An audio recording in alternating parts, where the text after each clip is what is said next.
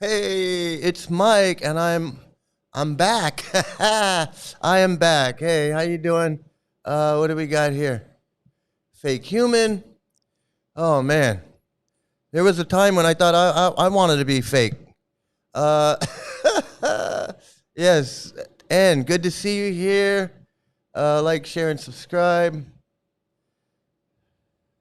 You can tell I'm still worn out. I'm still a little worn out here. Um, but I'm back, and let's see. And we've got bells. We got we got bells. There we go. Okay. And hey, it's Jenna Morton. Good to see you here. I'm out of breath, and I haven't even done anything. I'm out of breath just from moving the mouse around. Hey, let me thanks everybody that sent me get well wishes. That was really nice to get that. I really appreciate it. And so let me get right to this opening, and then I'll tell you a little bit about my sickness, and then we'll get into some videos, and we'll have some fun.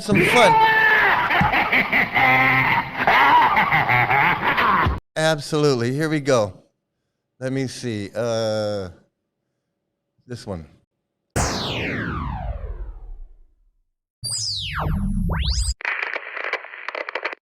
Hello? Hello.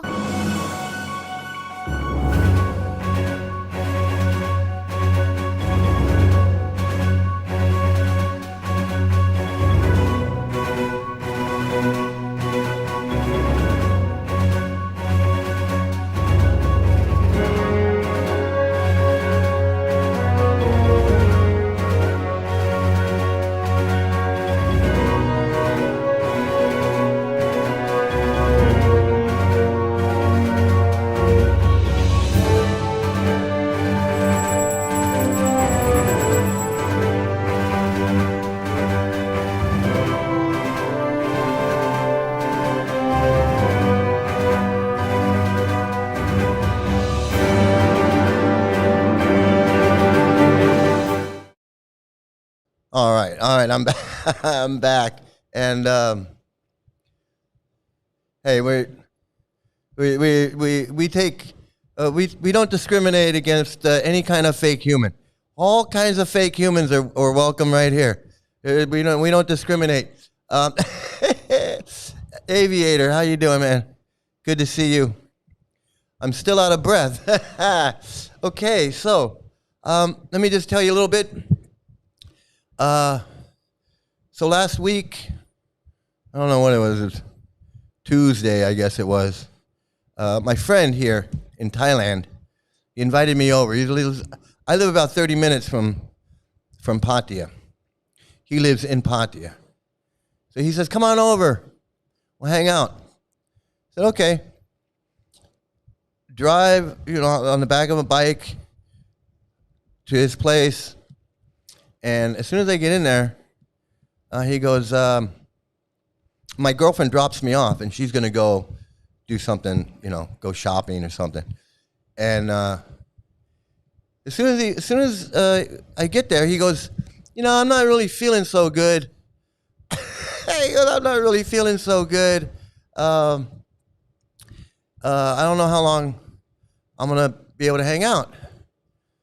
And I was like, well, you could have told me on the phone. I hope I don't get sick.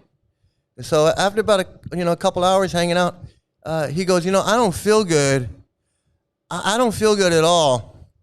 And I guess he was trying to kick me out, but I had my ride wasn't there, so I had to get my girlfriend come pick me up. Sheldon doesn't feel good. Come get me out of here. So she does. She comes and she gets and I leave. And I'm like, man, I hope I don't get sick. And the next day, the next morning, he calls me, but I was asleep. It was like 6 a.m. I was asleep. I didn't even answer. And he so then he calls me again around He calls me again around 1 or 2 in the afternoon, and I pick up, and he goes, "Hey," and it's a video call. He goes, "Hey, I'm in the hospital." I'm like, "Hospital?" He goes, "Yeah, I checked myself in because I was feeling really bad, and I didn't know what to do." This guy's like 77 years old, and he goes, I didn't know what to do, so I went down to the Bangkok hospital right down here, and I'm here, and I was like, "Oh shit! Well, I hope you feel better. I hope I don't get sick." And he goes, "Yeah, I hope you don't. They think they're telling me it's the flu and pneumonia." And I'm like, "The flu and pneumonia?" I said, "Well, I feel fine right now, so hopefully I'm gonna be just a-okay." The next day, I'm I'm getting a fever, and let me tell you, I didn't like this guy either. I didn't like this guy either. Let me continue with the story, though. So he goes, "Well, he goes, well, be careful. I feel responsible." I go, "Well, yeah." He goes, "I don't want any, just, if you get sick, just be careful because I'm in the hospital." I'm like, "Oh, well, shit." So by the next day, I got a fever, aches and pains. I'm just like, I'm full on sick, and it keeps getting worse every day. Every day it's getting worse and worse, and yeah, flu and pneumonia. Well, yeah. See, let me get to that. So I'm getting sick. This is like Thursday. This is like Thursday, and I'm like pissed. I'm pissed at this guy. I'm like cursing him, and I can't sleep. I can't eat. I'm in pain. My whole body is aching. I got this fever, and yeah, I know. That's why he called me. Exactly. That's why he called me from the hospital. He's like, "Hey, man, I'm in the hospital, and I want you to make sure that you're going to be okay. I want you to be okay." So yeah, I'm cursing him up and down. I'm just like, "Oh, this guy, how can he do this to me?" So I'm thinking, it's the flu. I don't need to go to the hospital. I'll get over it. Well, it keeps getting worse and worse. By Saturday, I'm just like, I'm in agony. I got this cough now. I have shortness of breath.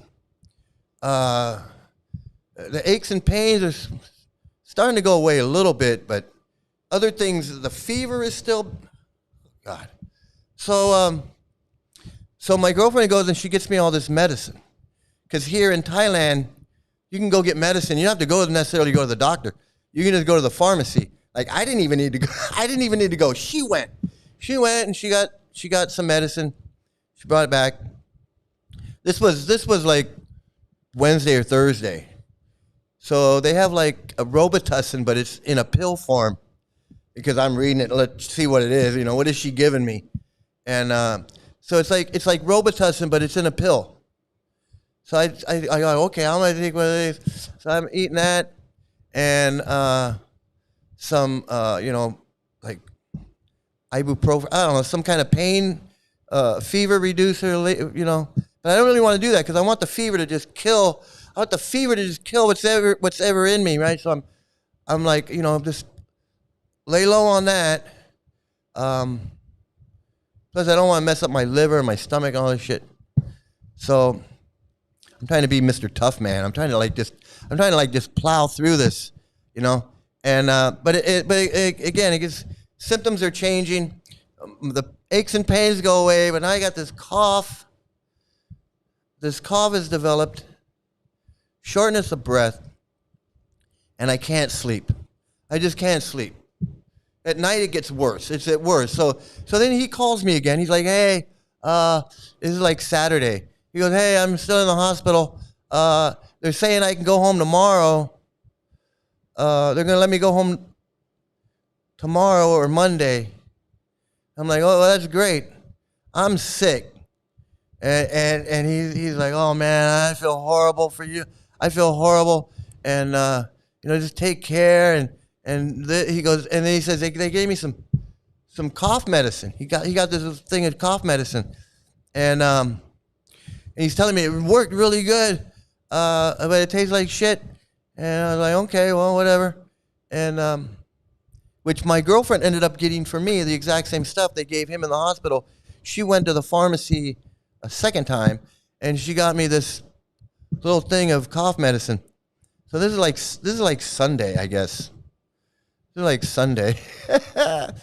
He calls me the next day. He says, hey, they let me out. I'm back home, but I still feel pretty bad. And so he says, yeah, there was the flu and pneumonia, but he goes, the pneumonia, I think, is just like the cough and the fluid in the lungs. It's not like real pneumonia, like what we call pneumonia in the U.S. If we went to the hospital and we had pneumonia, that's pneumonia.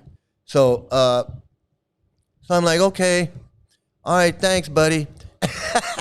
All right, thanks, buddy. And then Monday, I'm not getting any better. I'm not getting any better. I mean, like, symptoms are changing, so I don't hurt. My body doesn't hurt. But I got this cough, and I can't breathe, and I can't sleep. That's like Monday and Tuesday. And then, but as soon as my girlfriend gave me this cough syrup stuff, I drank some of that, and almost immediately, I felt like better. I know it sounds weird, but almost immediately I felt a little better, and I was like, ooh, this stuff, and it's like extract of gooseberry plant, and I don't know, all kinds of weird things in it. It's nothing like codeine or anything like that. It's just like, herbal type stuff. And a long time ago, dude. What are you talking about? So so I drink the stuff. I start to feel better. That stuff started making me feel better. It helped with the cough, and it kind of helped. It kind of helped with everything. And then I was just a slow recovery. Slow, very slow. Monday, Tuesday, Wednesday, yesterday. What is it? Today's Thursday. It's Thursday night for me now. So like Tuesday I actually was the first time I got out of bed. I was just like, I had no appetite. I had nothing. And so I finally get out of bed Tuesday. So I feel a little better. Wednesday I came in the studio and actually spent some time in the a little bit, but not much. Wednesday, I came instead. I spent the whole day in here doing stuff. I thought I was going to go live last night, but I was like, you know what? I'm not 100%. So I don't want to have like a relapse live and start coughing and pass out and pass out right here live. So I said, let me put it off one or two more days just to make sure. So then I was like, okay. So today I felt way better today. I got up, I was in the studio, and I'm doing not a lot, but I was just up. And I felt good enough I told my girlfriend, I said, hey, let's go down to the little marketplace down there just to get some fresh air, get out. I haven't been out. I haven't been nothing. And so she goes, okay. So we went went for like 5 minutes from here, not even 10 minutes. We go to this little market thing, and I don't want to get anybody sick, so I'm like, I don't want to be in a crowd. Just kind of want to get out. I wanted to look for some tea to drink at this store, and so so I'm feeling fine, and as soon as I walk into this store, it's like a 7-Eleven type place, and the lights and everything, it hit me, and I felt sick. I was like, oh, I'm not gonna be able to go live tonight. I'm starting to feel sick. I told my girlfriend, I said, let's get out of here. As soon as I left the store, I felt better. Came here, and I got my tea.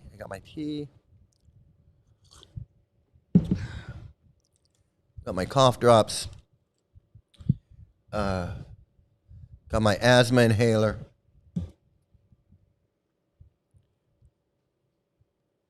Got my mask. So when are we gonna catch you? I know. Believe me. I was dreaming about beating his ass. I was dreaming about beating his ass in the little bit of sleep I could get.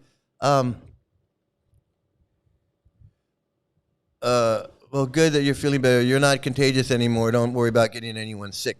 So he told me that he took they gave him a COVID test in the hospital. It came back negative.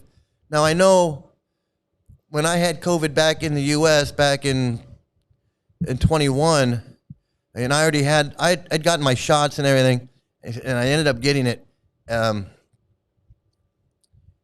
It was pretty bad. It was just like what I had. It was almost identical to what I had this time. So that's why I kept thinking in my mind, this is COVID. This is COVID. And because this is exactly how I felt last time when I had COVID, like 5 years ago. But he said it wasn't COVID because they gave him a test and it wasn't positive. But I said, I don't know.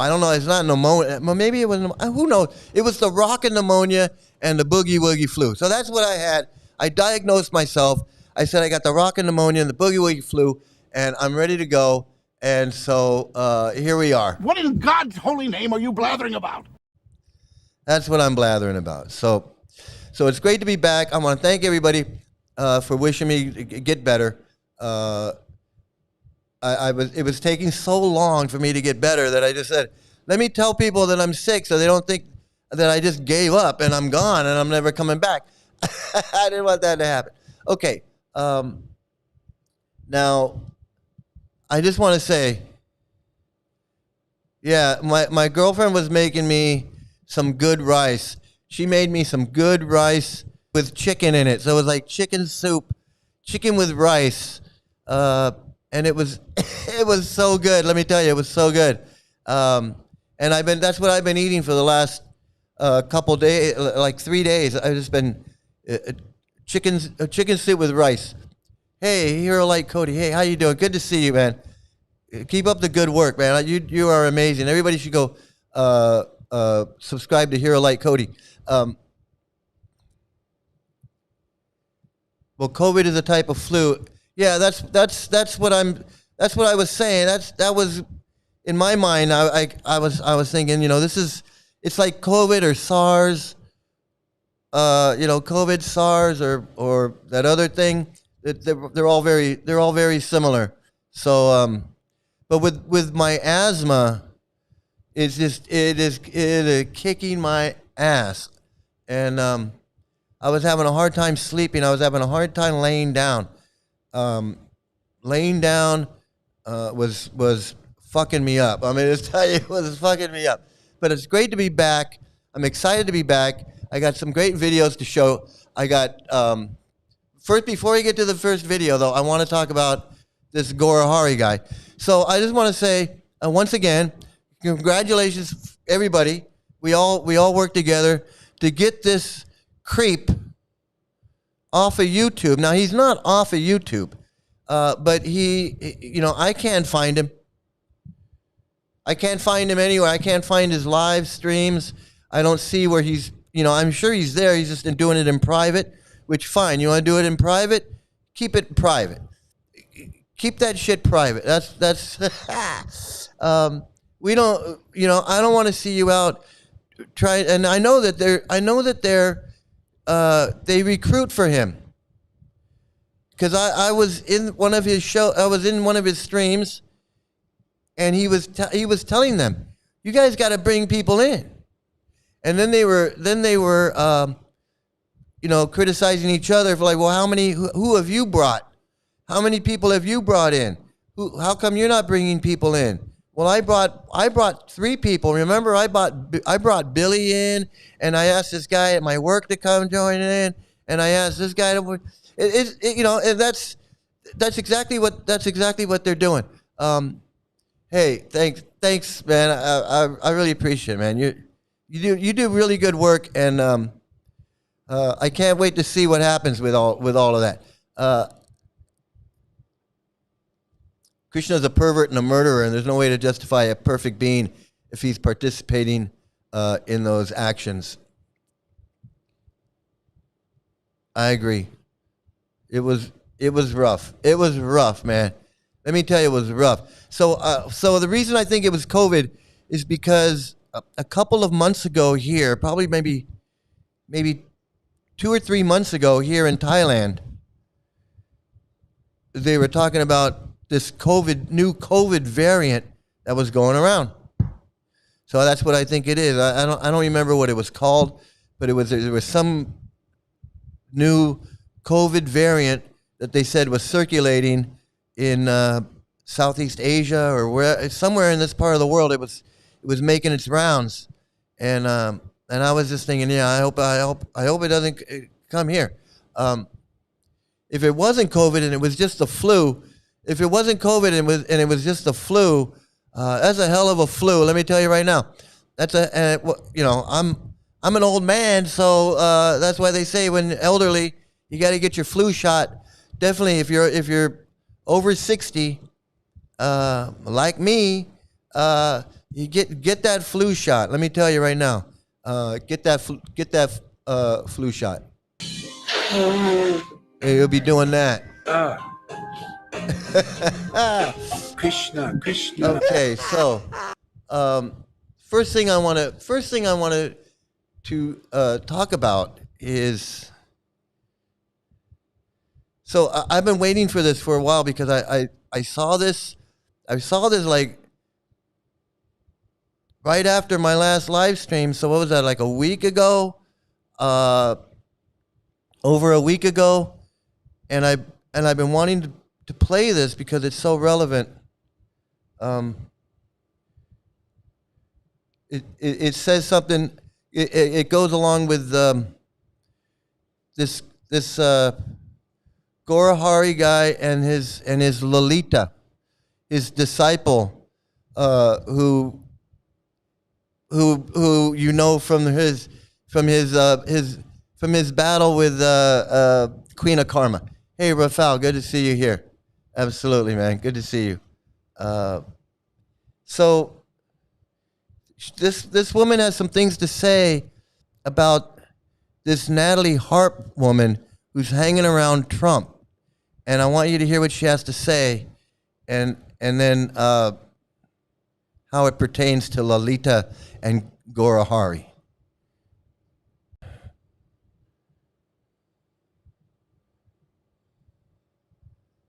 If I can get it, if it'll play.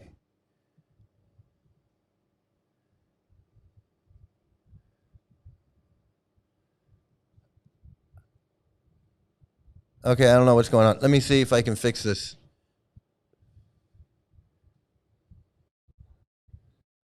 Okay, it's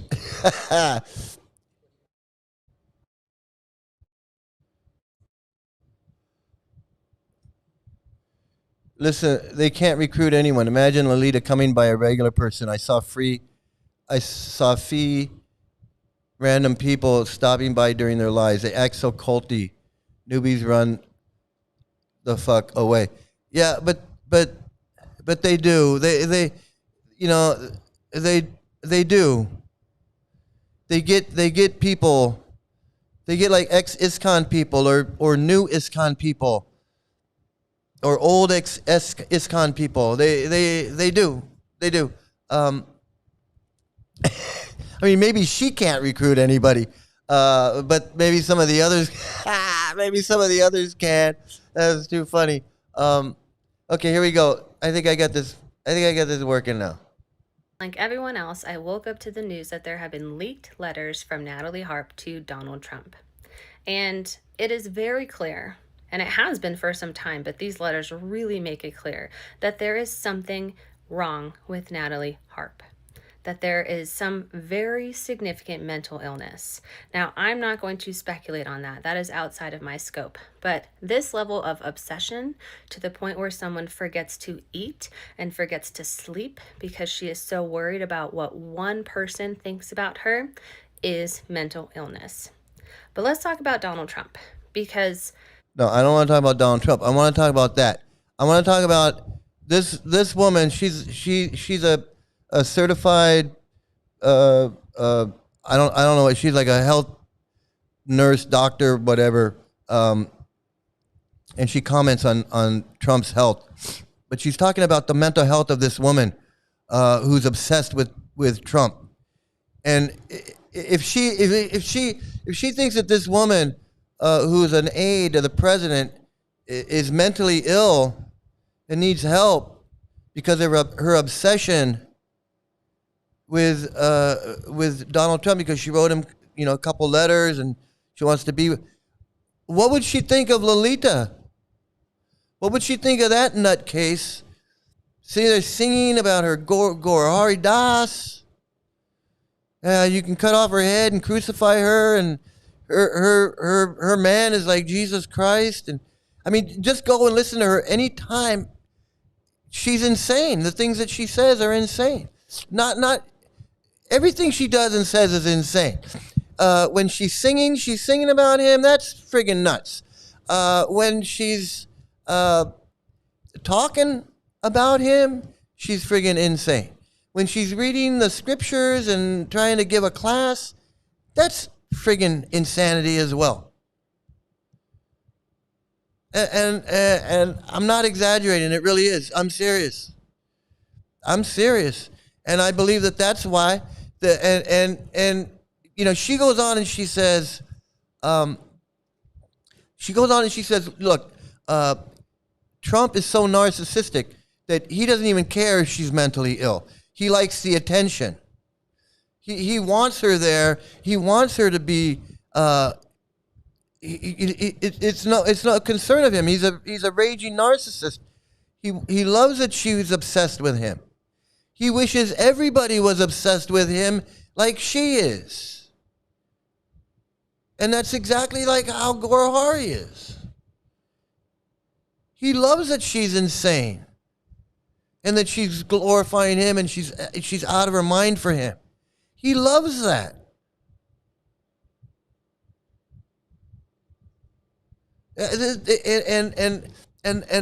And like this woman says here, she says in this video, if he really cared about her, he would get her some help. Anybody else would get some help. Would get her some help. If this was Obama,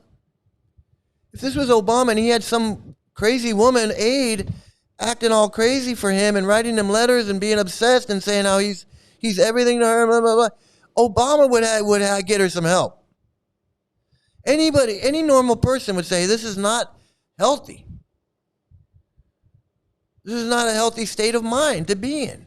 And Lolita's like light years beyond this woman. And that's the thing. This cult, these teachings, this cult encourages this friggin' fanaticism. It encourages this mental illness, these delusions, these hallucinations. The whole thing is built on the fact that you think that these statues are real. And there's a demon head eating the moon.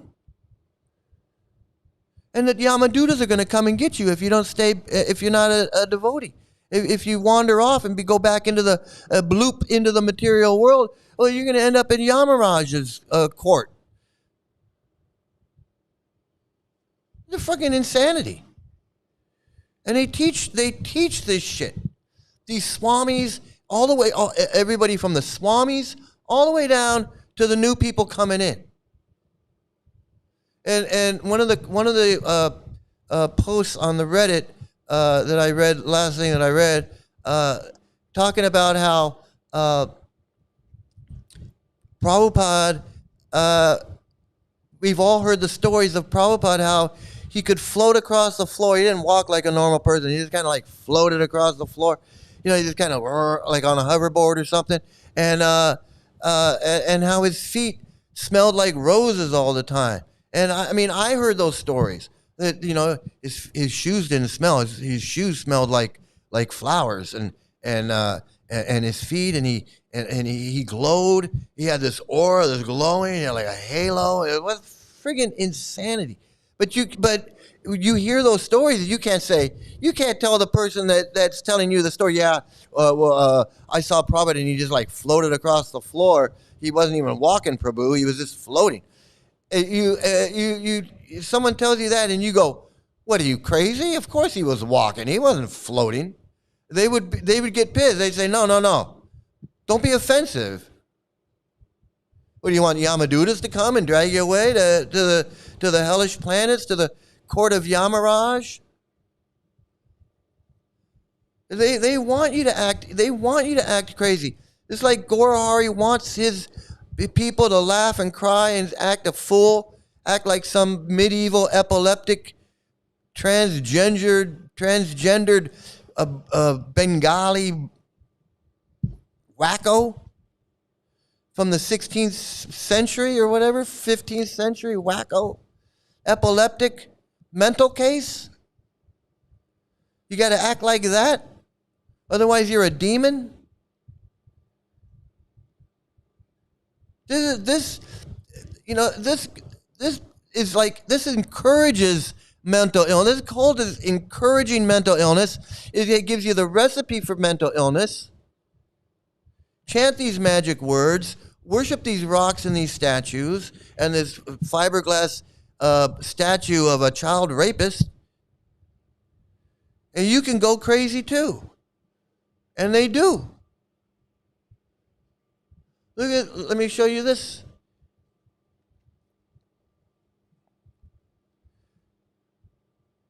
Some of you may know Hare Krishnas and their foot fetish. So check this out. So this guy, my nose is running again. So this guy, Shuta Kirti. This guy's got to be close to 80 years old, right? He's got to be like 75, 80. He's way older. He's older than me. He's got to be at least 10 or more years older than me. So that's got to put him at 75, between 75 and 80 years old, this guy. He's got kids my age. He's got a daughter that's almost my age.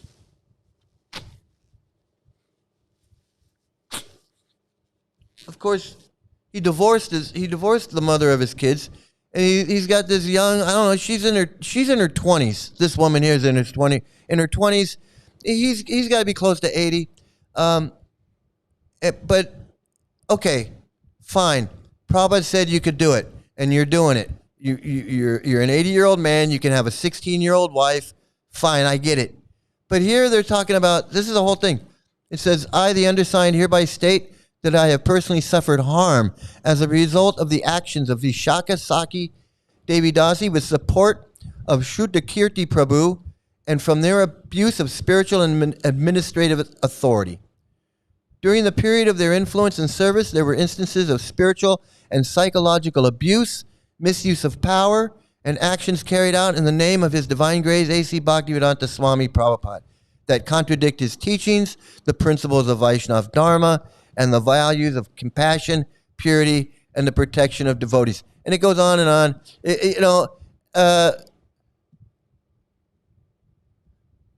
That's this cult. That's what this cult teaches. It sounds like he sounds like they're being the assholes that all the other Hare Krishna authorities are assholes. Spells it right out. It's so wrong to watch women bathing and stealing their clothes. Why is it okay if God does it? This cult is so backwards. Yeah. Nobody. Well, I can tell you right now. If you were to ask that question and say, if my 14-year-old son was down at the river and he stole a bunch of clothes from the little girls that were like 11 and 12 years old, but except they had, they were developed, but they were like 11 or 12 years old, and they were bathing in the river, and my 14-year-old son came and stole their clothes and took them up in a tree and sat in the tree and said, hey, you want your clothes? You got to come and show me, and I'll give you your clothes back. All right, that kid would get in trouble. The parents would come and say, hey, what's wrong with your kid? The girls were over there bathing. He knows and he stole the clothes. And then he made made the little girls go up in front of him naked and give them, they'd be like, hey, there's something wrong with your kid. Where'd you learn that from? What are we going to do about this? No. Krishna can do it because he's God. It has no problem. Why? Well, because it's transcendental. Well, what does that mean? It means it's beyond, what's normal and good and bad. It goes beyond that. Well, what does that mean? That means it's neither good nor bad. It's transcendental. Well, now you're just making shit up.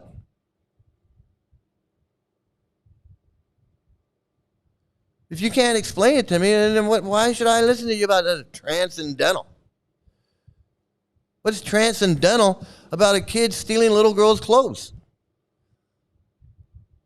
Because it's a spirit. What? How? Anywhere but in the Hare Krishnas, people would be like, wait, you got an 80-year-old spiritual leader, and he's marrying a 25-year-old woman? Why?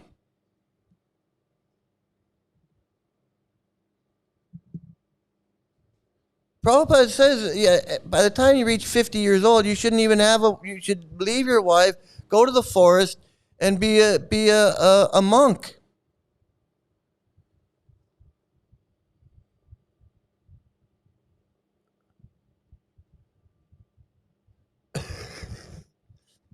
There's a lot of disgusting stuff. There's a lot of disgusting stuff in this cult. Like everything. Like everything about it. Shuddha Kirti's new wife looks like Indra Yumna groupie from Russia with Love. I think she is. She probably is. And evidently they don't want her there. They want, look, I formally request the removal of Shuddha Kirti and Vishaka Saki from all positions, service, and forms of preaching. The removal from all official roles, services, and preaching activities of all members of their family who are under their direct influence and involved in the abuse of the authority.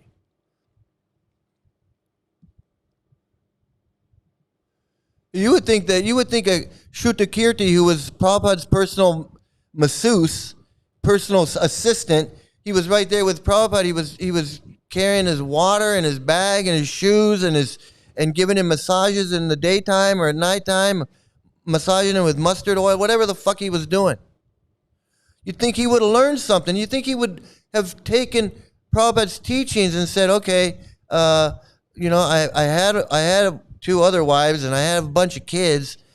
Maybe I don't need another 22-year-old wife when I'm 80.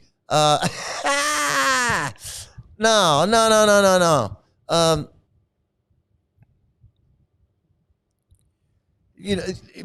I haven't even got to the child marriage yet. So Prabhupada says he's into child marriage. Prabhupada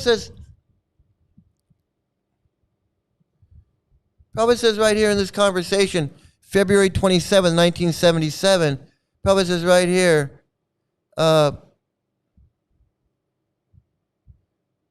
he's talking about marrying this girl. Prabhupada says, Radha Ballava says he is 19 years old, and he made arrangements with Prabhupada. This boy, he's 19 years old. Prabhupada calls him a boy, but okay, he's 19 years old.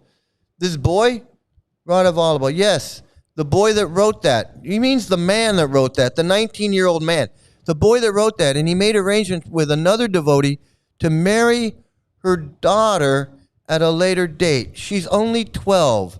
So I've told him not to do anything until I spoke to you, because I don't think this has ever been done in our movement yet. Prabhupada, Radha Vallabha, I don't think anyone has ever done this before in our movement, the Vedic system. So I had a few questions about it. First of all, I told them they shouldn't associate until the actual time they get married.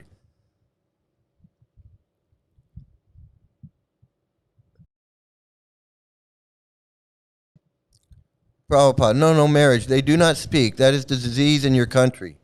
There is no objection. 19 years old boy and 12 years girl. It is a very good combination.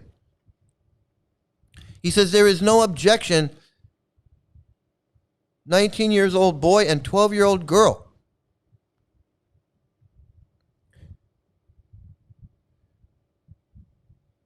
Where is the, this is stupid.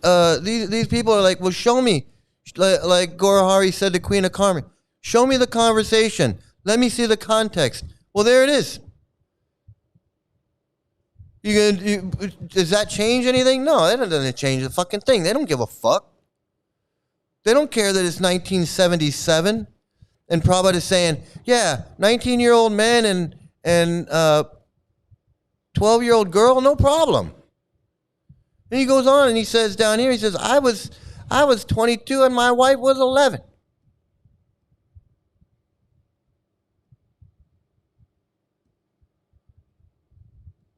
Prabhupada says right here, otherwise there is no objection. I married. My wife was 11 years old.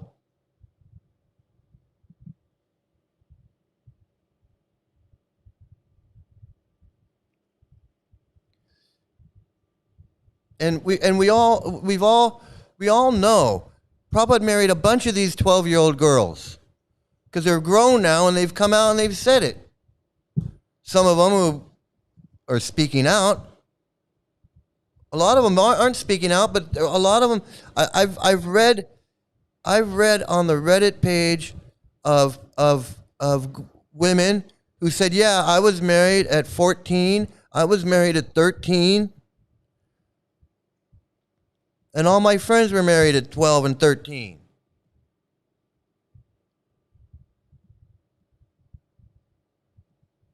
So these people are talking about, I need to hear the context. I don't know what Prabhupada was talking about. I want to see it. I don't know that. They're full of shit. They already know. They don't want to accept the facts. They don't want to accept it.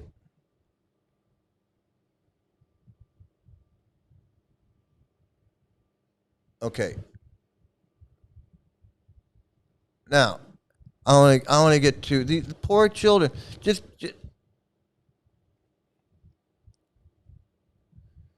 yeah, you were just a boy. You were just a boy. I mean, granted, Prabhupada was 69 years old or whatever. Everybody was a boy to him, but no, 19 years old. 19 years old, 12-year-old girl, that's like acting, that's like trying to convince me that Prabhupada didn't know the difference between a 19-year-old and a 12-year-old.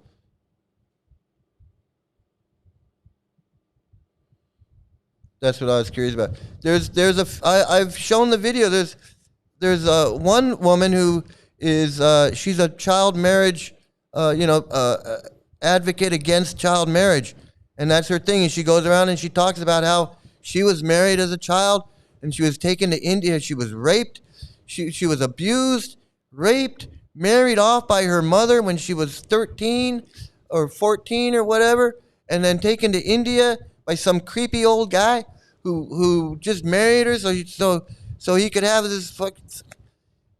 And then she says how she had to run away, and it's a horrible story.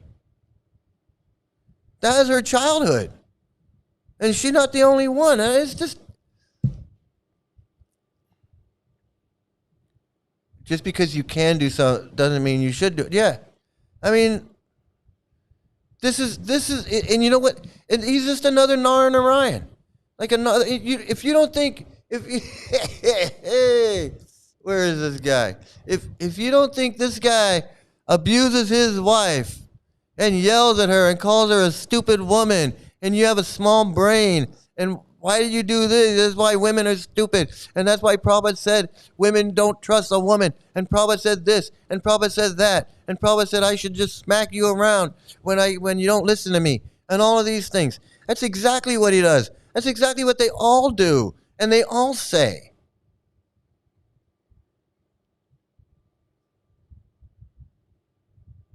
I don't even know why this guy's getting married. Because Prabhupada talks about how you should just avoid women. Women are a bad deal. They're sinful, they're lusty, they're this, they're that. You can't trust them. Just friggin' insanity. Okay, I want to get to, kind of jump the gun there. I wanted to get to my favorite, of course, my favorite of all time. And I got her turned all the way up, and she's still low on the volume. But here we go. And I think this is very pertinent. Knitting cult lady. Here we go. Why these high demand groups and cults really hate me. Like the Alcoholics Anonymous, the Jehovah's Witnesses, Seventh-day Adventists, Mormons, etc. And it's because I don't give a fuck what it's called. Yes, I had to come up with a definition of cult and then write a book about it. But they have been able to push and press other experts into saying, well, maybe you're not. Here's why you're not. You're mostly culty, but here's the like exemption. Oh yeah, I put the military in this category too, right? And I don't care. I grew up in the Children of God. And I've mapped it out extensively in 2 different books. The Children of God is a cult that all of those experts will agree was a super extreme cult. Everybody agrees about that. It is in every top 10 list of every cult. And I grew up in it. My mom grew up in it. I understand everything about it. It wasn't mysterious. It wasn't mystical. There's nothing that's impossible to understand. It's all a process. And I also understand it was an organization. It was militaristic, and then it got extreme. It was far more similar to every other organization than it was different. And so, you can't corner me. You can't stop my conversation by splitting hairs about what the word cult means. That's why one of the first songs we're recording for the mixtape is call it what you want to, call it what you want to. Why are you using cult tactics? Telling someone they're going to die if they're not in your group? That's a cult tactic, Alcoholics Anonymous. And I will be here all day. I don't have to name it anything. I will be here all day building bigger and bigger platforms talking about the cult tactics of all of these groups which disenfranchises them tremendously because I'm giving away their secrets and their tricks and their tips. That's actually what Culting of America is. It's a cult tactic book. I think my more traditional publisher wanted me to write a spicy call-out book, but I didn't.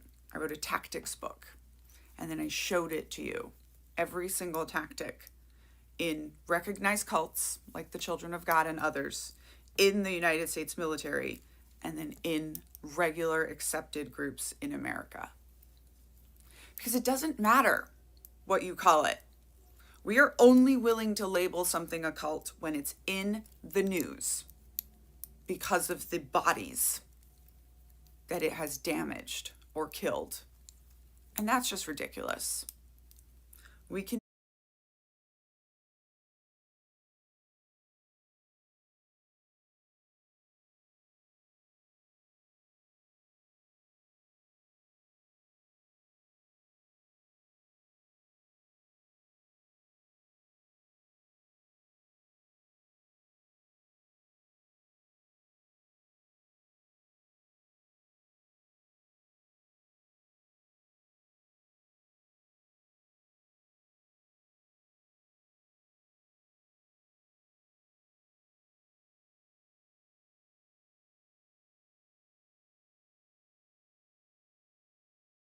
No sound. Oops.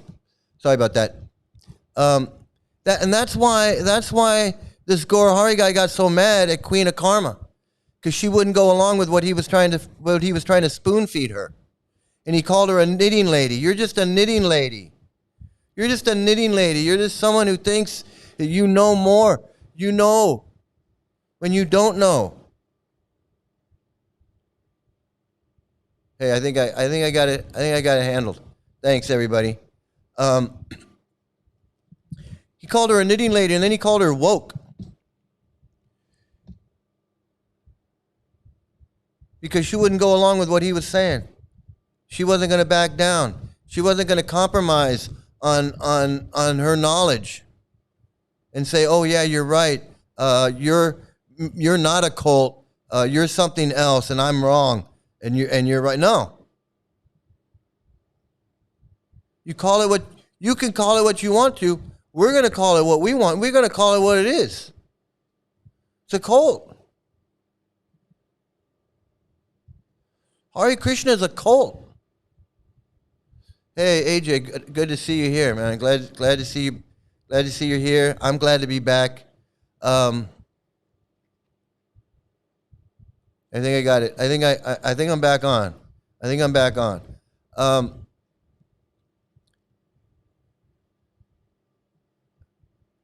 Okay, so I think I got another one. I think I got another one from her. Let me get over here.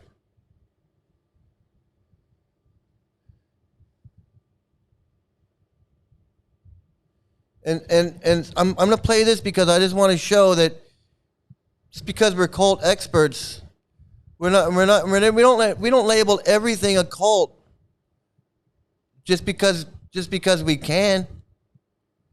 And that makes no sense.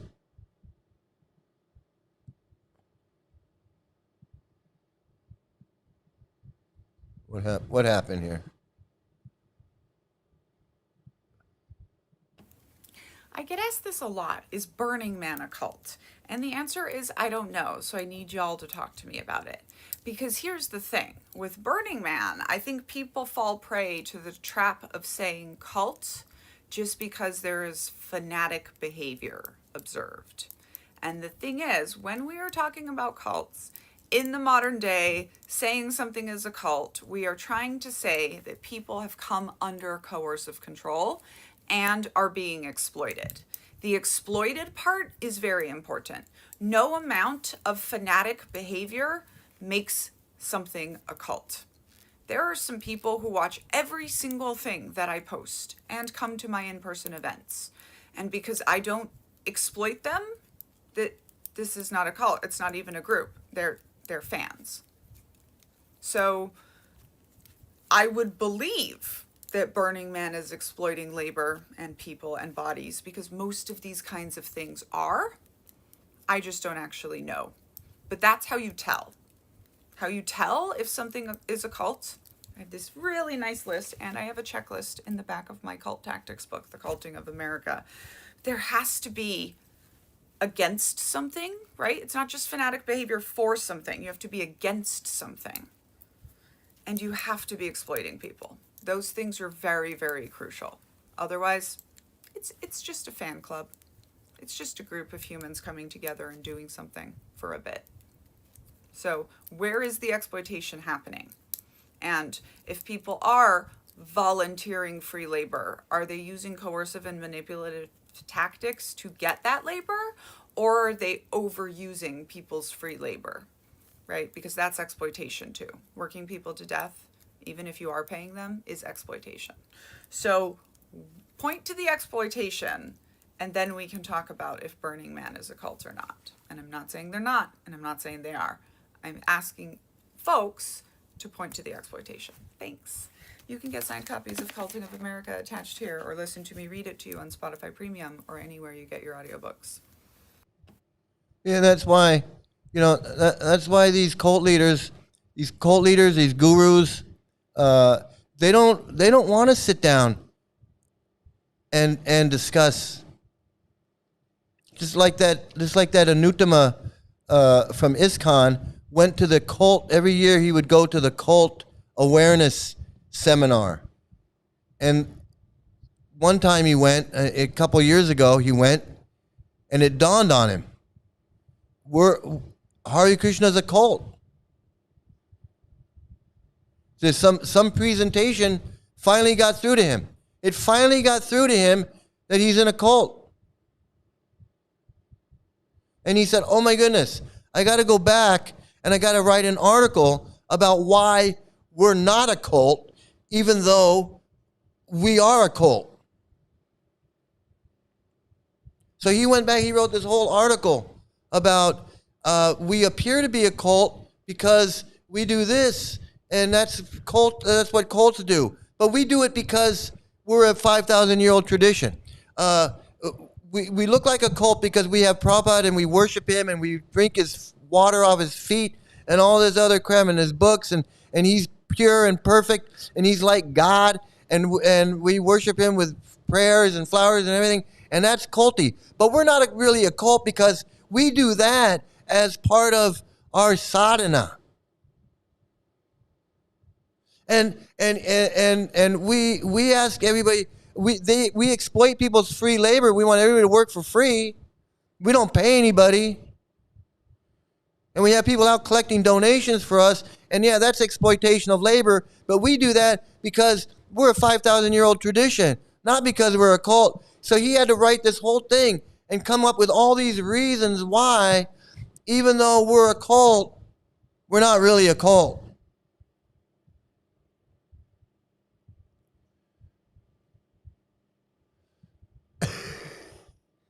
I'd rather just be a woke knitting lady myself. Right, exactly. It's like, it was such an insult. It was such an insult to be called a woke knitting lady. Yeah, I worked with a guy who went every year. Every year he went, and that was his whole thing. It was like he saved up all his vacation and free time, all the hours he could get, just so he could go and spend 2 or 3 weeks or whatever at Burning Man. And that's all he would talk about. It was like Burning Man. Oh yeah, Burning Man's coming up. Blah, blah, blah. He was all into this Burning Man. And this place where I worked there for like 2 years. So the first year when he went, he'd already been going. He'd been going every year, but the first year I worked at this place, he's like, I'm going to Burning Man. Yeah, man, I'm going to Burning Man. And then the next year, he's like, I'm going to Burning Man. So it is. I can see where it's confusing about whether it's a cult or not. I've never been, so I don't know what's going on there. ISKCON tactics, us versus them. Prabhupada often said that ISKCON will save the world in its darkest hour, saviors of the entire mankind. Well, Prabhupada said that it was the Hare Krishna devotees chanting that stopped the nuclear war from happening. Prabhupada said that many times. He said that because we're chanting and we're doing our thing, we stopped the bombs from fucking bullshit. This is fucking bullshit. Oh yeah, we have Maha Aha, absolutely. We got where's my laugh though? That's the one oh, here it goes.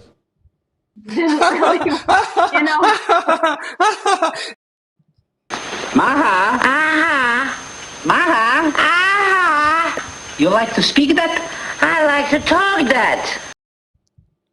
Okay, now I want to just a little taste of this woman talking about hallucinations and delusions. Just to get ready for what's to come. To get ready for what's to come. We're gonna kind of prime the pump a little bit.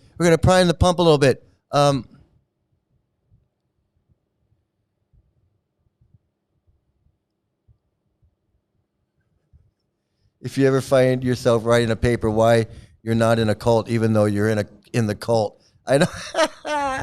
Yeah, no, that's it. It's just, and if you read the article, he explains the whole thing. He says, "Yeah, I go." It was the whole article is him explaining that he goes and he was there, and and then he had this realization, and he's like, "Oh my goodness, I got to go back and tell everybody that." We appear to be a cult. We're not really a cult, but we look like one. I play one on TV.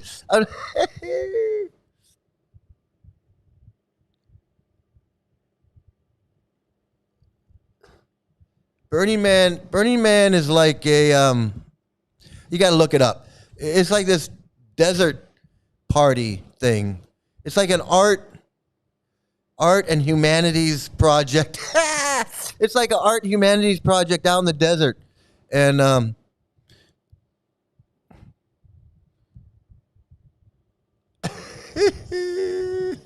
it goes boom, boom, boom, boom, I can dance. Boom, boom, boom, boom, yay. Can't believe my parents still worship Prabhupada. Boom, boom, boom, yay. You go, lady. Boom, boom, boom, boom, yay. But what do they do? I don't know. You got to break it down to them sometimes. You got to break it down. Sometimes. If it only were that easy to end wars. I know. I know. Well, no, but evidently it is. You just go out and just do. Next time you see the Hare Krishnas out in public, just think, hey, they're stopping the war. They're stopping wars. So stupid. Okay, here we go. Just a minute or two of this one. This is really good. Third type of a psychotic symptom. What exactly are hallucinations? These are perceived senses that are not based in reality. It's different from an illusion, which is a misinterpretation of an existing sensory stimuli. So consider this. You're driving along in your car on a hot day and you perceive a body of water in front of you. That would be an illusion. It's not really there, but external reality is giving you the impression that it might be there. Hallucinations are different. There are actually a lot of different types of hallucinations. So let's start with auditory hallucinations, in other words, hearing voices. Auditory hallucinations are most commonly seen in patients with schizophrenia. And there are a lot of different types of auditory hallucinations. And it's really important that with your patient, you not only find out if they're hearing voices, but you dig deeper and ask more about them. So there could be a command voice that they're hearing. This is extremely important because that voice might be telling the patient to hurt themselves or others, something that you need to screen for. They may be hearing a running commentary. This is important because running commentary voices are very distressing to individuals. So this means that a person is hearing something, basically recounting their every move, motion, and thought. It can be very distressing and upsetting in real time for a patient. And then a person may hear one or maybe several voices talking at one time. The person who's hearing several voices at once, again, is going to be more likely to be disturbed and distressed, and they may have a more severe form of a psychotic disorder. Visual hallucinations, otherwise known as seeing things, can also occur. Visual hallucinations are often seen in an illness called Lewy body dementia and also in drug intoxication, something very important to keep in mind when you're making your differential diagnosis of the patient presenting with a visual hallucination. Olfactory hallucinations are when people smell things. Can you think of a disorder which often presents as an individual telling you that they smell something funny, maybe something burning? Well, olfactory hallucinations are often seen in seizure disorder, or they're otherwise known as an aura during epilepsy, something very important to keep in mind. And tactile hallucinations are when an individual feels something. And when you have a patient complaining of this, you really want to keep in mind that this could be secondary to drug abuse or alcohol withdrawal. That summarizes some of the psychotic symptoms that you may be presented with, things like delusions and hallucinations. It's important to keep in mind the different types of these disorders and always remember to dig a little bit deeper to get more of a story from your patient behind what they're actually experiencing.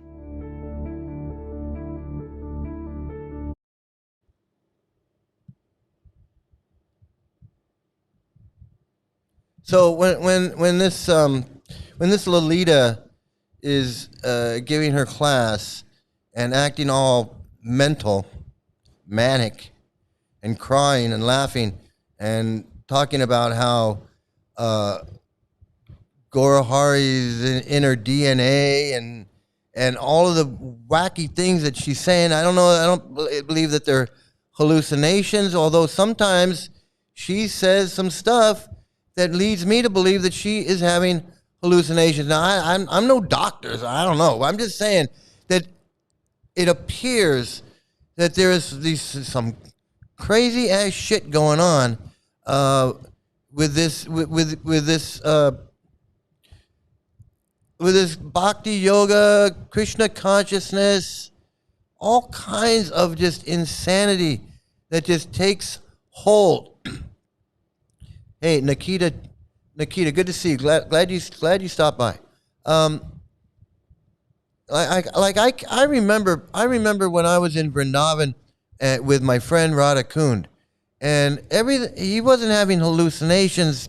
I don't think, but his activities were just not normal because he's trying to be this monk, this spiritual advanced, artificially advanced, spiritually advanced, I don't even know what that means, person that's like I'm going to be on another level. I'm some kind of like Dalai Lama type thing. I'm some kind of like a Tibetan monk. I'm a Hindu monk. Although I'm not really a monk because I'm not giving up anything. I'm still doing everything I was doing before, but but now I have a name and I dress funny and a shaved head and I chant these magic words and I believe in all this weird shit. There you go.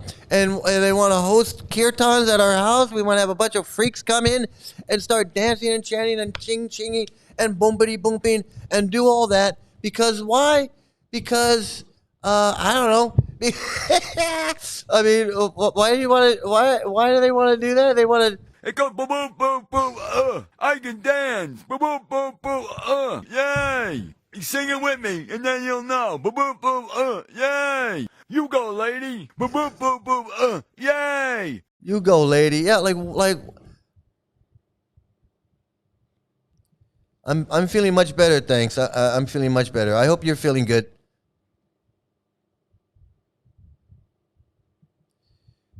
I used to have hallucinations. I used to say that sometimes I see Radha and Krishna. I was just crazy. Yes, that's what Lolita says. She says I see myself, and I don't know what she's saying, if she's hallucinating or if she's just who knows. But her activities are friggin' they're mental. There's no question about that.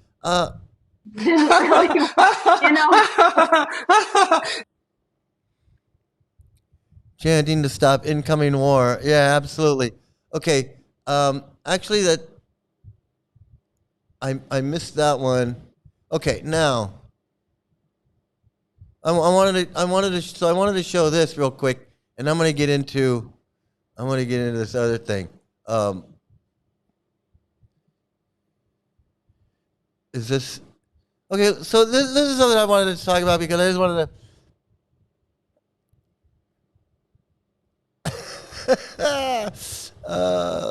I'm glad you're enjoying the show. Touching hallucinations must be insanely scary. Yeah, I can't even imagine like a real hallucination. I mean, I know like a drug-induced hallucination, but you know you're on drugs and you know you dropped some acid or you know you took some mushrooms and you know that the flower doesn't really have a face on it like that. But you're like, ooh, okay, I get it, you know. Okay, I wanted to share this with you because I saw this. ISKCON Chile helps establish permanent India corner in Renca. Well, like why? Why does Peru did or Chile? Why did Chile ask for that? Did Chile want an India's corner in the library there in Chile, in Santiago, Chile? I mean, or was that ISKCON's idea that to put to import 15th century Brahmin caste system into friggin' Chile? I don't understand. Whose bright idea is that? Well, it was Prabhupada's bright idea. Yeah, well, he's a megalomaniac cult leader who had an 11-year-old wife that he raped until she stopped crying. So now that guy's an authority on what you should do with your life? Because he couldn't keep it in his pants until she was 18? He had to have an 11-year-old wife. And so now that he had an 11-year-old wife and he started this cult, and now what? Now we got bullshit in Chile. Now we got this bullshit in Chile. Well, like why? Why?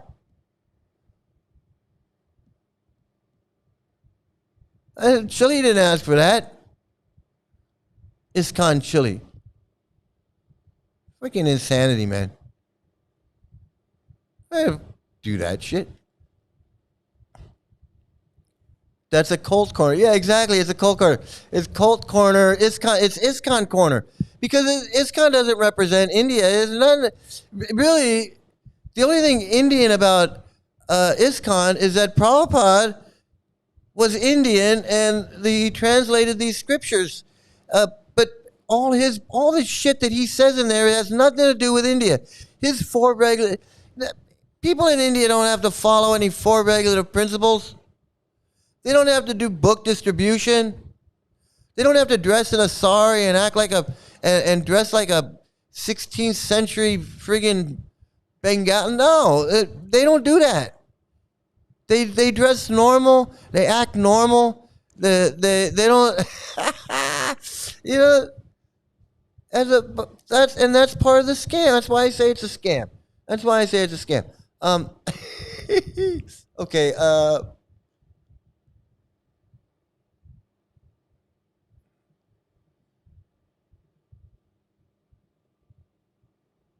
Okay, I'm gonna skip these other ones. Save these for another time. We're gonna get right into. Let's get right into this. This is one of the best ones. Here we go.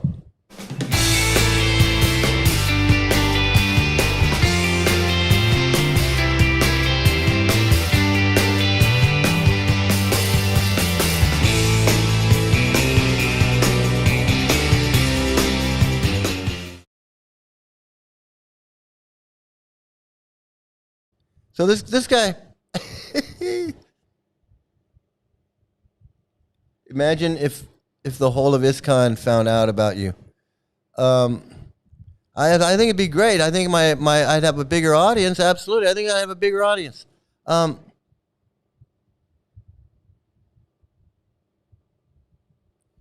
know, really. Yeah, yeah, and then they're gonna try to intimidate you and act like they're gonna kick your ass for throwing the book around. Fuck you. I'm not afraid of you. Think you're tough? You guys think you're tough? I'm gonna defend Prabhupada. I'm gonna defend. Fuck you. You ain't no fucking. You ain't tough. They ain't tough. They want to act tough, but they ain't tough.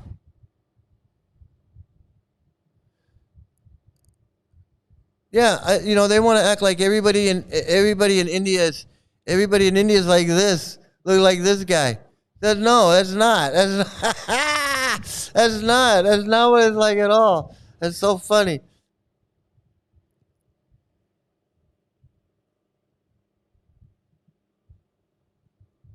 Yeah, I saw that. We just did a thing. I think we just did a thing about him. He was talking about you gotta reach the divinity horizontal, vertical, and then you go into the world horizontal. That's fucking idiot. A fucking idiot. Okay. So I'm gonna start with this guy because he keeps popping up he's popping up all over my feed, my algorithm. I guess because I used to know the guy. This is the guy I spent 12 years as his right hand man. So now I get his videos and it's the Hare Krishna Society, and maybe because it's the Hare Krishna Society, and somehow AI or something knows that I was part of this Hare Krishna Society. I don't know. I don't know how that's possible after all these years, but maybe that's. I never thought of it, but maybe that's what it is. With my email or something, I don't know. It's probably what it is. Like, hey, aren't you part of this? With him. So I ended up getting. Okay, hold on. I've got to hear. He's going to tell his little. First, I went to the temple and I bought the. Coming to Krishna consciousness. Was one Swami who had gone. Okay, here we go. I was a teenager in Canada. The first question is, how did you become a devotee? Well, I was a teenager in Canada, in Quebec City, Canada, in 1967. And I had heard that there was one Swami who had gone to Montreal. And I believe in 1960, then or 68, I ended up going there with my parents to the Montreal Expo, and I saw Prabhupada leading a kirtan with different devotees. They had kartals, mridangas, and everything. So I personally had been practicing some kind of yoga and reading Indian texts in French. I was very interested in the Bhagavad Gita, and I was reading the 4 Vedas in French. So they always have this prelude. Like, I was doing this. I was like almost a devotee. I wasn't quite a devotee, but I was doing it. I was working in an Indian restaurant. I was selling Indian music. My neighbors were Indian. The guy upstairs was from Pakistan. Or there's always something. It's like I was reading Bhagavad Gita in French. I was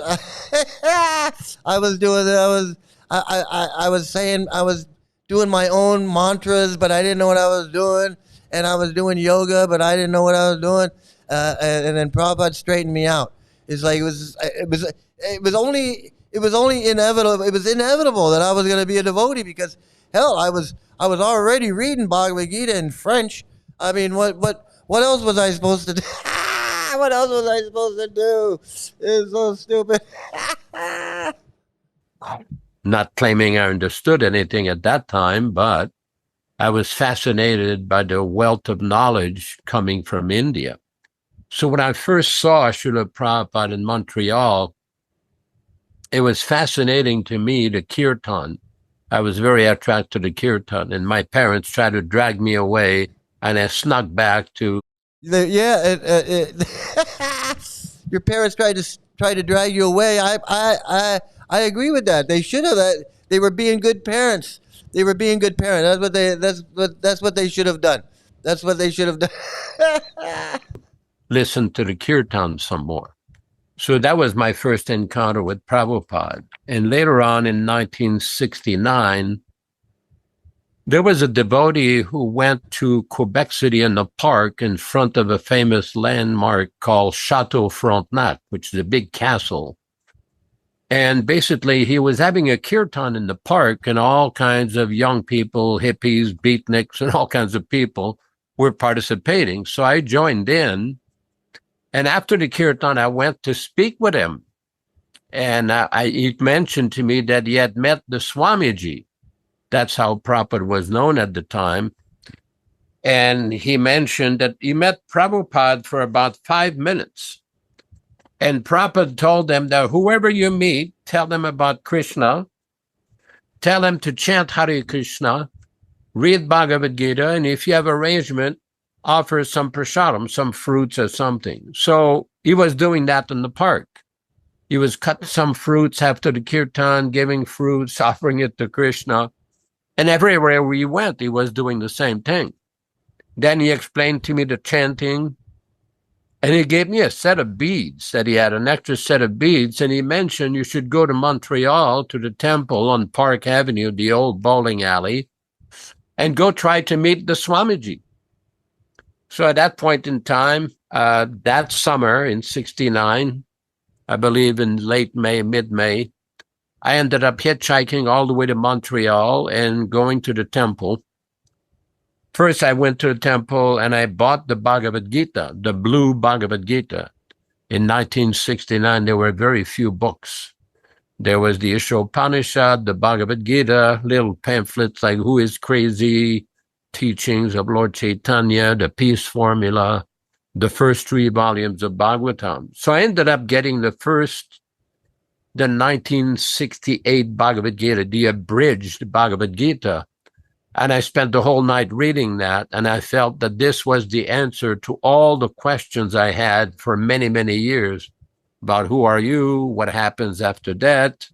So once again, it's the answering the questions. It's not a feeling inside. It's not a realization. It's just my questions were answered. All my questions were answered. Who is God? What's in the higher planets? What's the kingdom of God? What's the process of reaching there? All of these questions were all answered. So I felt very, very enlivened. And I asked the devotees, because as part of my yoga practice, I used to have pictures of different deities on the wall in my room. I had pictures of Mahatma Gandhi. I even have a picture of Lord Chaitanya. I have no idea who he was. A picture of him dancing with a devotee with people behind him. And I had put it there. And when I went to the temple, I asked them, can I get one of these clothing that you have? They were wearing devotees. And they said, well, you have to be a devotee to wear this. I says, what do you have to do to be a devotee? So, well, you're going to have to shave your head, follow these principles.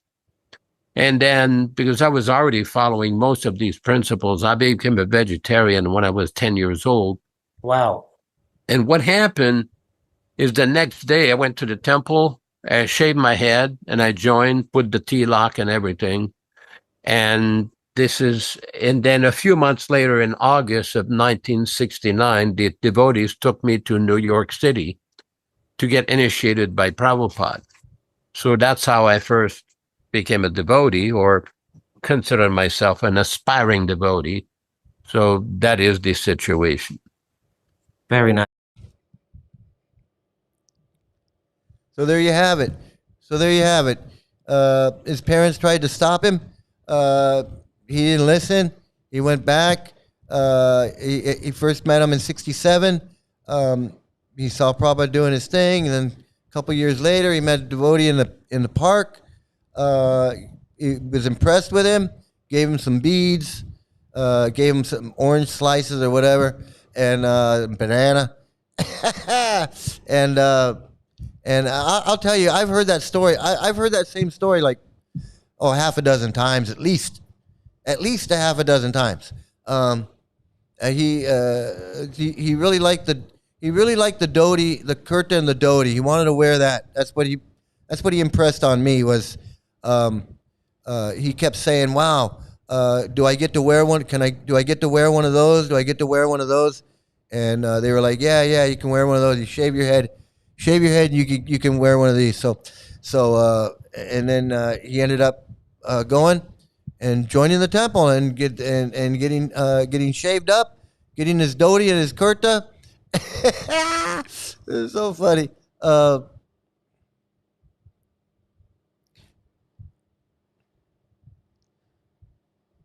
But Yasodanandan was the one. This is the guy who went to Prabhupada and said, "Hey, we want to beat this kid," which I think was Raghunath. I think it's Raghunath is the guy that's running for governor of Hawaii. Is the guy that they wanted to beat up. I'm not sure, but I think that's the guy they wanted to beat up, and they wanted to beat him. And they went to Prabhupada and they said, "Hey, we got this troublemaking kid. Can we beat him?" And Prabhupada's like, "Beat him?" And they're like, "Yeah, he's causing a disturbance. He does all this shit. He won't listen. He run away. He's influencing the other kids. We want to beat the crap out of him. Is what we want to do." And after asking Prabhupada like 3 or 4 times, Prabhupada finally was like, "Okay, yeah, just go ahead, beat him." And so then they're like, "Well, should we beat him here? Should we beat him at the temple? Should we beat him in front of the kids? Let's beat him in front of the other kids. Because if we beat him in front of the other kids, then that'll scare the other kids into being good." That's what we want to do. If we just beat him in front of all the other kids, then we don't have to beat the other kids. We'll just scare them into being...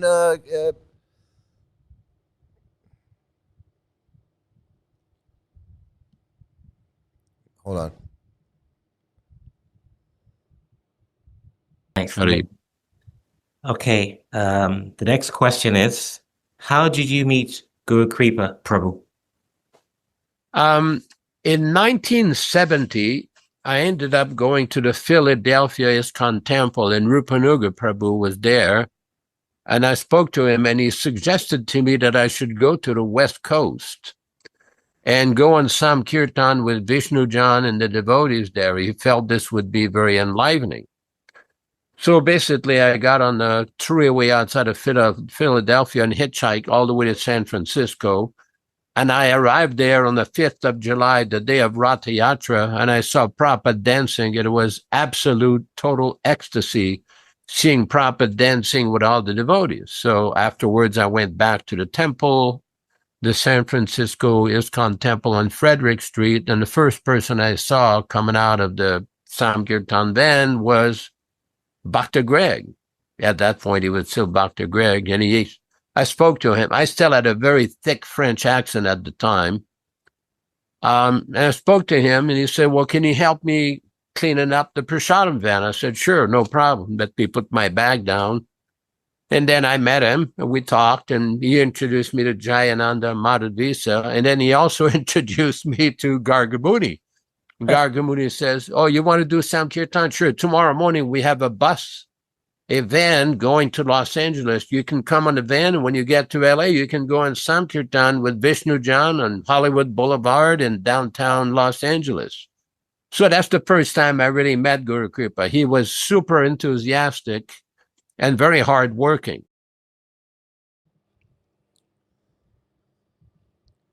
Sorry about that, guys. I had a little coughing spell. I had to take care of that. So anyway, yeah. So this is Yasodanandan. This is how he got into, how he was brainwashed into this pedophile cult. He ended up wanting to beat this kid, asking Prabhupada if they could beat this kid, and then Prabhupada finally said, "Yeah, you can beat him." Pamphlet, who is crazy? Wow, these freaks are so daring. Yeah, I know. So radical. Gandhi's a DD. Well, he didn't know yet. He was, he had a, you know, he said he had a picture of Chaitanya, but he didn't know who it was. And I'm just wondering, where'd you get that? Where'd you find that?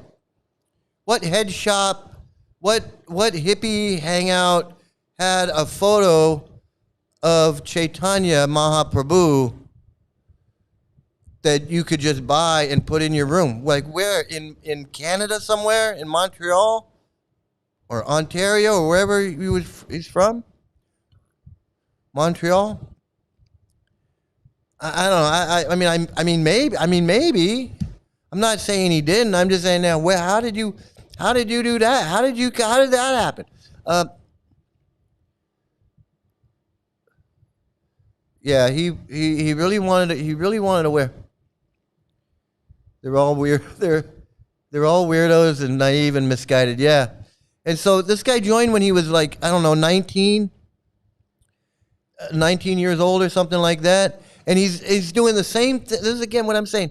He's doing the same thing he was doing when he was 19. He hasn't progressed. I mean, in the cult, he became a Swami, but you know, developmentally, he hasn't developed past that day when he met Guru Kripa. He's the same. Oh, Krishna, and then that's like no critical thinking, no ability to wade through the ideas of life and say like, well, maybe I don't know, maybe I don't know.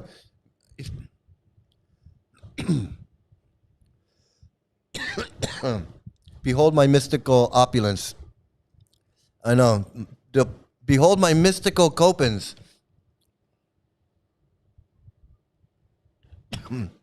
Yeah, that's the age-old question. Are they having delusions of grandeur? Do they really think that they're in touch with Krishna? Do they really think they're in the parampara and that they're taking karma and touching their feet? Do they really believe that shit? Or are they just scamming? I think it's a mixture of the two.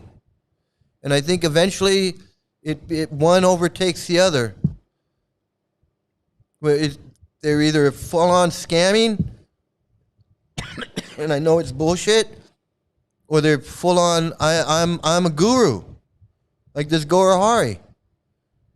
I'm guru.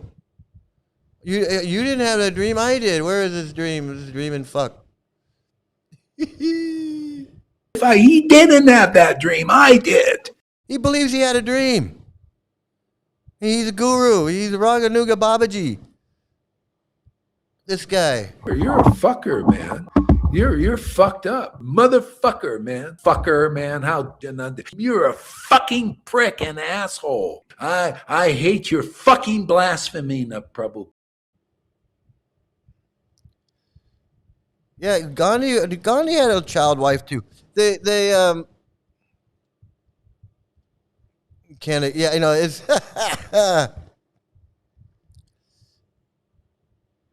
yeah, he was there. He knew them all, man. He knew them all. He personally told me. He's like, you know, he went on Sankirtan with Vishnu John and Jayananda and Hridayananda and all the other Dandanandas and Jayadvaita and Gargamuni and Brahmananda, Guru Kripa. He's an old time. This guy. That's what I'm saying. This guy's no slouch. I'm just saying he's no slouch. You know, I'm not sticking up for him. I'm just saying this guy knows his shit.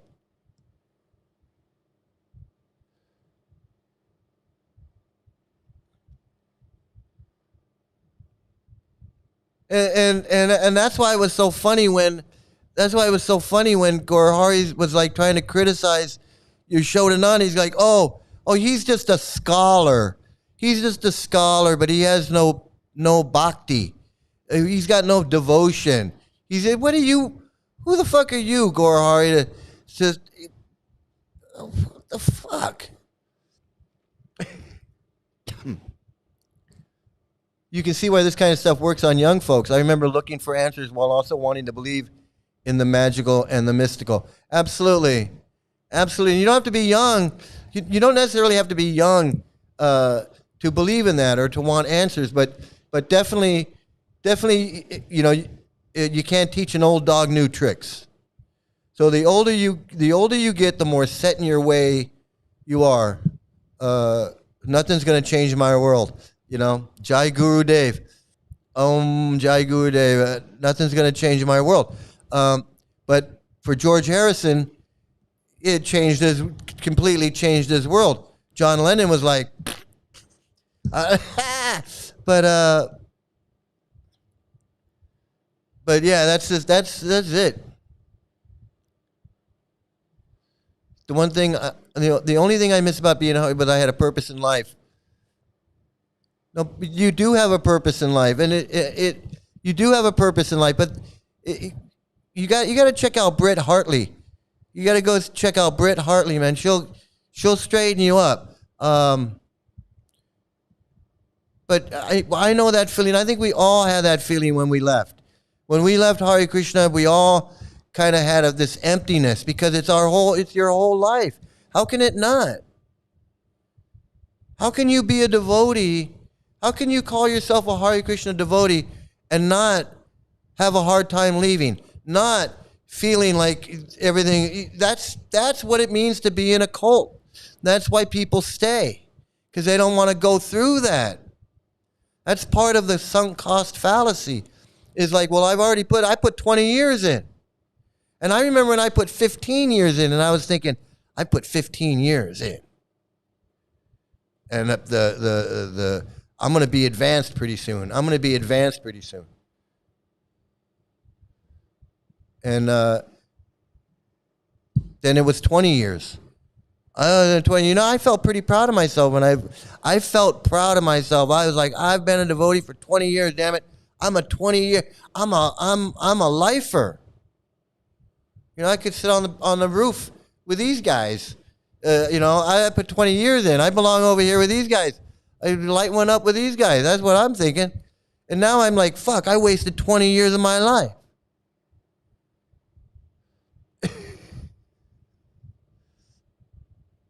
There you go. Maybe you could maybe you can find Jesus. Maybe you can cult hop over.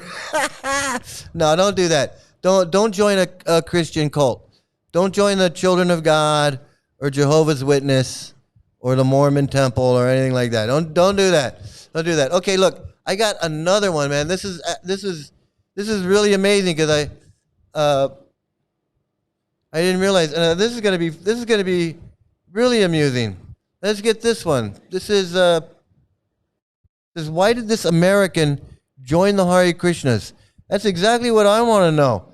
I want to know. I want to know exactly why this American who had his whole life ahead of him, decided to join this stupid cult. Let's hear what he's got to say. Oh, you poor. Okay. I did listen to a few minutes of this. Barn. Hey, Barn. Hey, Barn. That's good advice. That's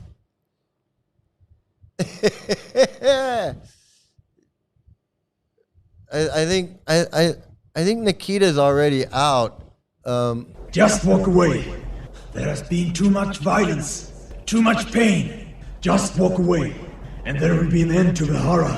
Just walk away. Okay, so here we're gonna hear from this guy.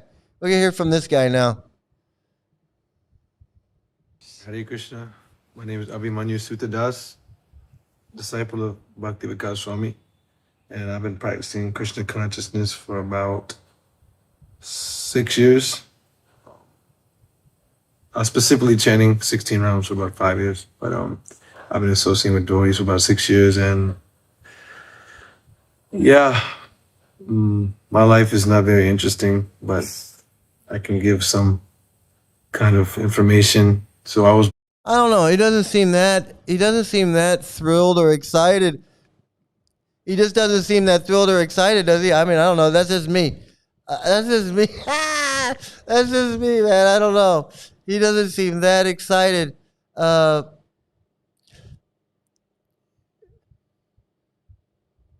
Yeah, I agree, doctor. I agree. You know, if you don't know what you're gonna do right now, it'll come to you. You know, just let it. Don't dwell on it though. That's what I think. I think don't. Yeah, find a hobby. Find a hobby or something. You know, photography. Buy a camera. You know, whatever. And things will happen. You know, things will happen. Excuse me, but this guy though, let's see. Born in a devotee family. Not directly, my parents weren't really serious. Specifically, my mother, she was born in Krishna consciousness. She was a Guru Kuli, but just like many Guru Kulis in America, around 18, they all kind of went away from their roots in Krishna consciousness and tried to enjoy like a regular karmi. So she met my father, who was a typical karmi from New Orleans, and yeah, so when I was born, I lived an average karmi life for the most part. Whatever I knew about Krishna consciousness is whenever I visited my grandparents, which wasn't much. I didn't inquire so much, but some of my earliest memories in my whole life was being maybe like 3 years old, and I remember my grandfather telling me, "Abhimanyu, you are not that body." I was thinking, I remember being a child. I was thinking, what does that mean? I'm not.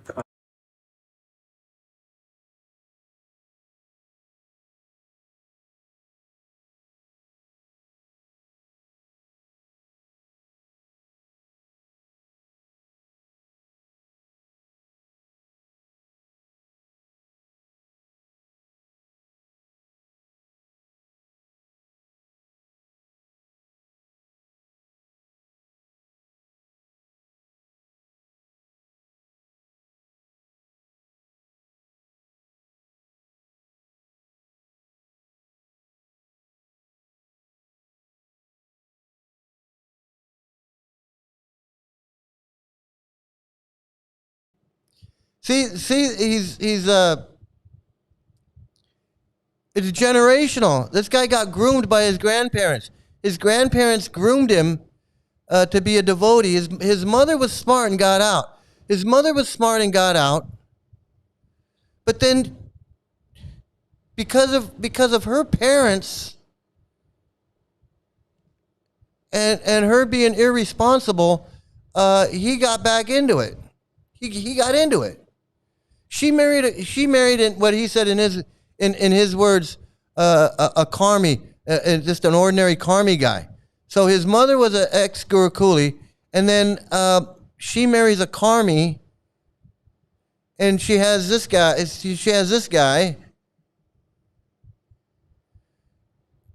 And then his grandparents are grooming him to be a devotee. And they did, and it worked.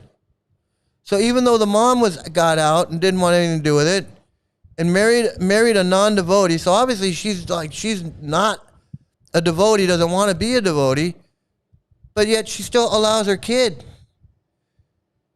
through her grandparents to become a disciple of this Bhakti Vikash.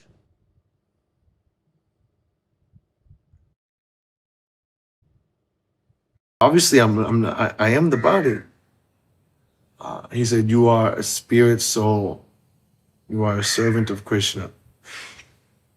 So I remember he would say that a lot when I was very young. And then at some point, it kind of became normal to me. At some point, that when he would say it, I was like, okay, I became familiar with that concept. But I didn't know so much. I didn't grow up as a devotee, so I didn't learn any of the pastimes of Krishna. I didn't learn much of anything. Whatever. I knew prasadam was just some food that they cooked. I didn't know what prasadam meant, but I just knew it was some food they cooked, some Indian style food, but it was good. I knew I liked that, and I just knew whenever you'd enter the temple, you'd offer obeisances, and they would say all, the Prema Dwani prayers. And I remember as a child not knowing what they were saying. I was so confused, actually. I was very confused half the time, but It sounds like it sounds like she was trying to save him from this shit, but she just wasn't able to. She was trying to save him from this shit, but she wasn't able to. Like she didn't try hard enough. It was just too easy for him to become a devotee, even though his mom was. Even though his mom was an ex-Gurukul, she didn't want nothing to do with it. She married a non-devotee guy, and she still let her son grow up to be a Krishna. Don't let your sons grow up to be Krishnas, okay? That's what we're trying to say here. Are we clear? Are we clear? Yes, sir.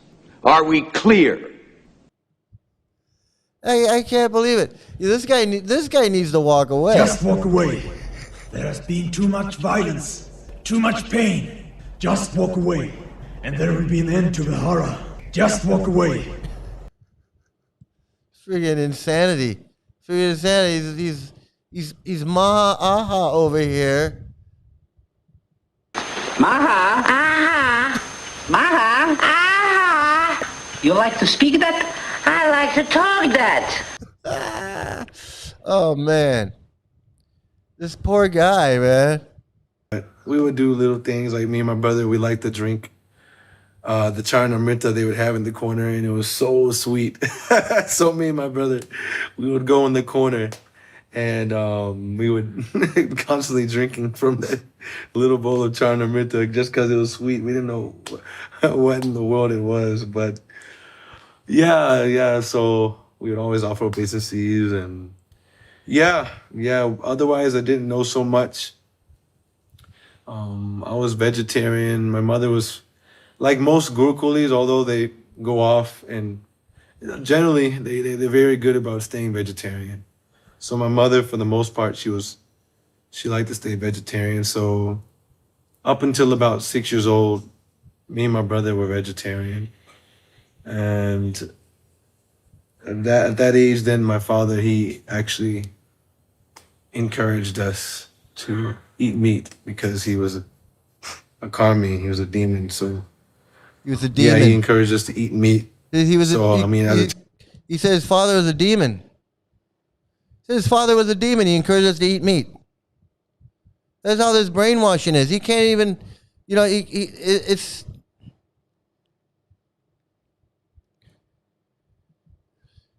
Fucking grandparents couldn't resist fucking up another generation of tiny naive kids.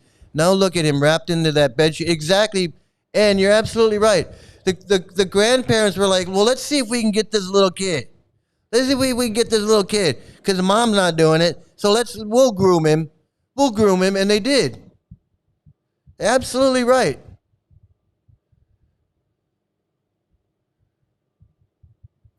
Antics of a mama squirrel. Good to see you. Thanks for stopping by.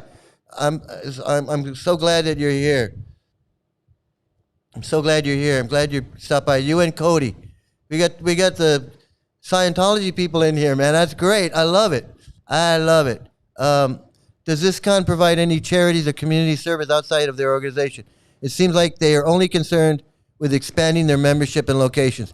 The only charity things that they do is food. They take food and they feed people so they can give them a book.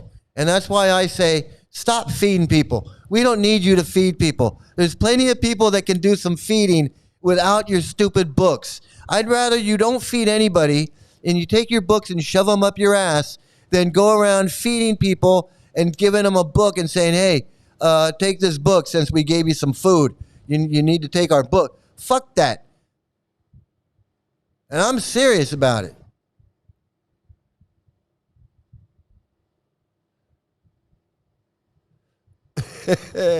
Their only intention is to make money and sell books, which is the same. It's the same thing. It's the same thing. They provide, yeah, but you know what? Somebody else could be providing that food, and all they do is groom kids. All they do is groom kids like this guy. They just want to groom their kid to get them into the cult. Child, you're encouraged, you're naturally like, okay, we'll eat meat. So I remember daily we'd go to school and we'd have just a vegetarian option.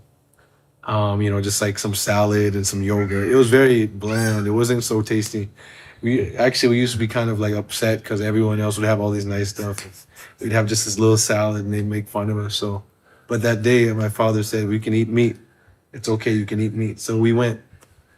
I remember that day very clearly. We went to that school, and then the lunch ladies knew we took, like a vegetarian meal every day. So they came, okay, you want salad today? And we were like, no, we'll have the burgers today. And they were like, oh, really? We're like, yeah. And we said it so proud, so proud to eat meat. So, yeah, that's. Hey, Weird Planet. So like that. Good to see you here. I kind of went off more and more into regular commie life, and I went to 12 different schools in my academic life, and so because my parents were constantly splitting up and getting together, splitting up, getting together, and then they eventually divorced. So I was like most American kids, just going. I went to 12 different schools, so I became very. I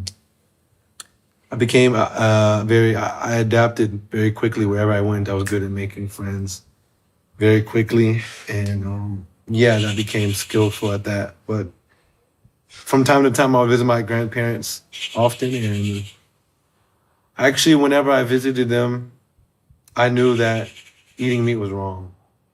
I didn't know why exactly, but I always felt it was wrong.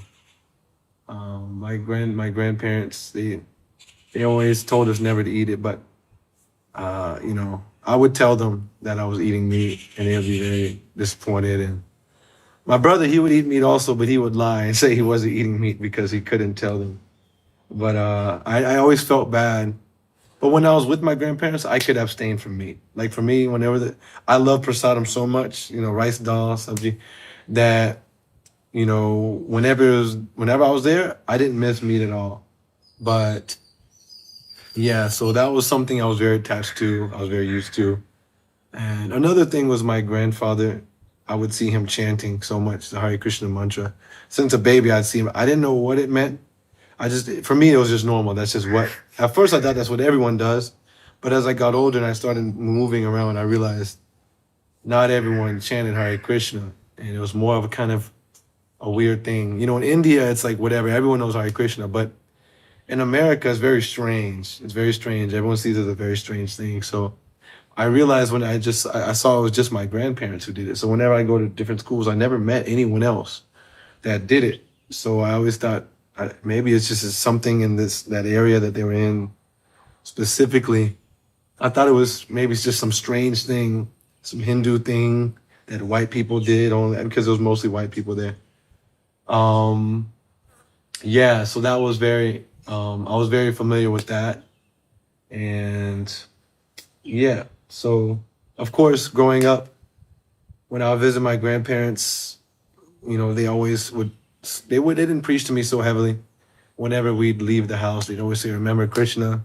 And we'd be like, okay, we'll remember Krishna, whatever to pacify them, but we didn't remember Krishna. Obviously, we didn't remember Krishna.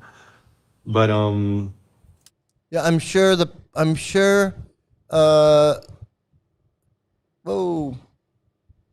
Bing.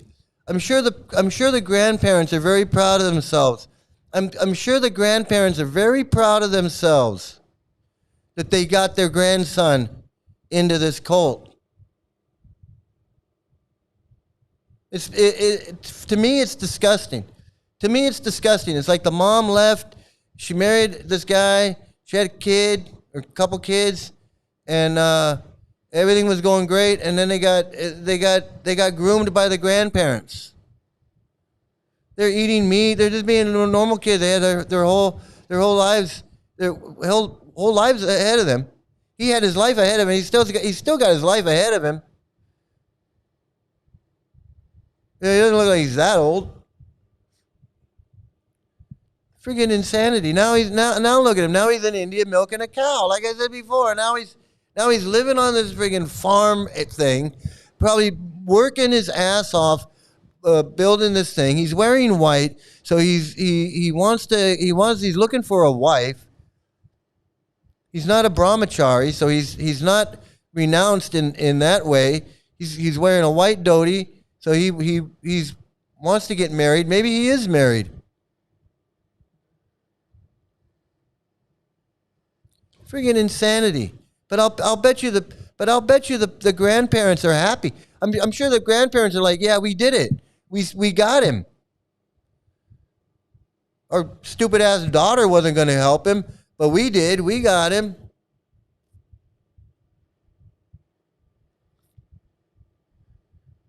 Friggin' insane. Friggin' insane. It sounds like another devotee that shits all over their face. Yeah. He said he calls his father a demon. The guy that brought him into the world. If it wasn't for that man, he wouldn't even be here. But he's got the nerve to call him a demon. The guy that raised him, the guy that provided for him when he was a baby, changed his diapers and fed him with a bottle. And pushed him in a stroller and taught him how to tie his shoes, taught him how to ride a bike, taught him how to feed himself with a spoon and a fork. Gave him a normal childhood. Now, that man's a demon. I think he's a demon because he told me I could eat a burger. This is freaking brainwashing, freaking insanity. Goddamn insanity.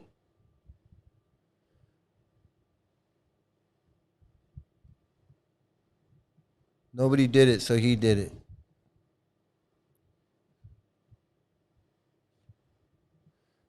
If it was only as easy, if only it was all just as simple as eating prasadam.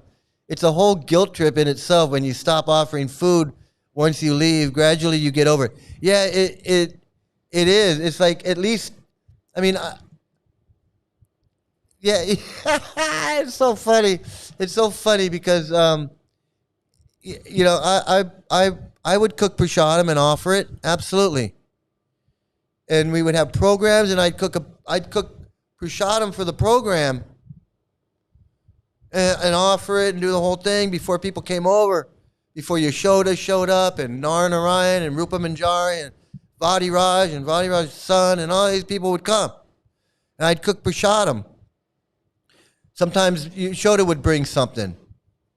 Or Vadi would cook something, because Vadi lived there too. So, but I would be cooking and doing all that, and I'd make the offering and the plate and the whole thing. And then if you're out, like if I was at work, and I had to get something to eat, and it's like I'm going to go to the taco truck, and I'm going to get a burrito. A veggie burrito, and then I'd have to Sri Vishnu the thing before I'd eat. I'd like Sri Vishnu, Sri Vishnu, Sri Vishnu, blah, blah, blah, blah, Om Prabhupada, Ki Jai Prabhupada, and then I could eat it. Because I couldn't eat it if I didn't do that. I had to do that. I had to at least do that. I mean, come on, you got to do it. You got to at least, Jai Prabhupada, and then what's something? You got to do something. You got to do something. But yeah. Absolutely. But I'm not, it's like I'm going to go to Subway and I'm not even going to say Jai Prabhupada, or I'm not going to say, the prayer or whatever. It's so stupid. Well fed and a brat. Yeah. Can you imagine this guy's dad? Can you imagine this guy's dad hearing him say, yeah, my dad was a demon. The dad's like, demon? Like, and the father's like, demon? What did I do? I tried to save you from your friggin' grandparents. I couldn't save you from your grandparents. I wanted to save you from your grandparents, but I couldn't do stupid with Maha.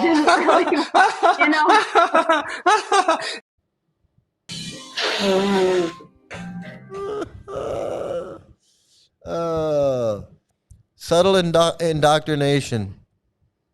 Yeah, from when he was little, from when he was from when he was 3 years old. Now he's got a PhD in milking cows. Yeah, I know. Now he's got his whole future. He's got a future now. I'm gonna carry the wood from over there to over there, and then when I get done with the wood, I'm gonna wheelbarrow those bricks from over here to over there. That's so stupid. I know. Bro thinks he's Prahlad and his father is Hiranyakashipu. It's so funny. Oh, it's so funny. Just because he's not part of the cult. I know, man. And that's what I'm saying. I would hear people, I remember my daughter's teacher on Watsika, telling me, trying to subtly and nicely tell me that my parents were demons, that my mother was smoking cigarettes, and my mother was smoking cigarettes, and then she's, cooking meat, and poor Radharani is over there, and your mother's cooking meat and smoking cigarettes, and your father is watching golf on TV all day, and he's drinking. He has a screwdriver in the evening. Because I guess my daughter was telling, but she's telling me all this stuff about how my parents were basically demons. Oh, what? And I'm gonna move over here to Watsika with you freaks. You guys are worse. You guys are worse. I don't know what you're talking about. So like this, by my grandfather's association, it was little things that were planted in the very beginning that actually adds up over time. But I remember as I got older, I got into Christianity, specifically in high school, because all of my friends were in Christianity and the tendency is to kind of conform to what's around you socially. So because they were all Christian, I went to the church because they were cool and they had nice things and they had a lot of friends and girlfriends. And so thinking, okay, I want all these things, so I'll just go do the same thing they're doing. I'll be a Christian too. So yeah, I would go to church, and it was a very superficial church. Like many churches in America, not all of them, but many churches. It was this big church, and they had superficial church. Like he's an expert on churches. Like all churches in America are superficial, but ISKCON's not at all, right? Like, cause we're 5,000 year old tradition from Bhagavad Gita and Bhagavatam. We're not superficial. We're not a bunch of fakers. We're not a bunch of perverts. We're not a bunch of godmen gurus who think that they're, shit don't stink. And they're going to take my karma. My guru is so powerful. If I touch his feet, he'll take all my karma away. I'm fucking stupid. Is this guy talking about superficial? If this guy thinks that if he drinks Bhakti Vikasha's foot water, that makes him going back to Godhead. Dude, you're freaking out of your mind, man. I'm sorry.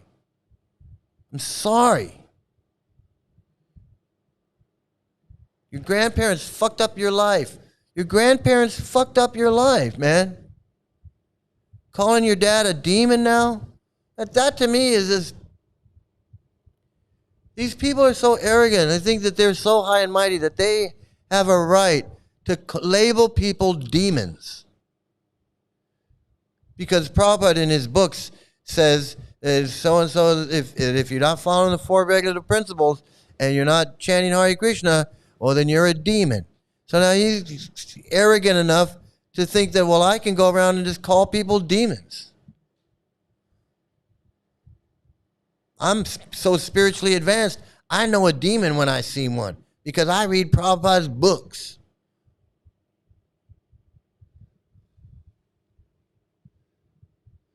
He's still got a life ahead of him, yeah.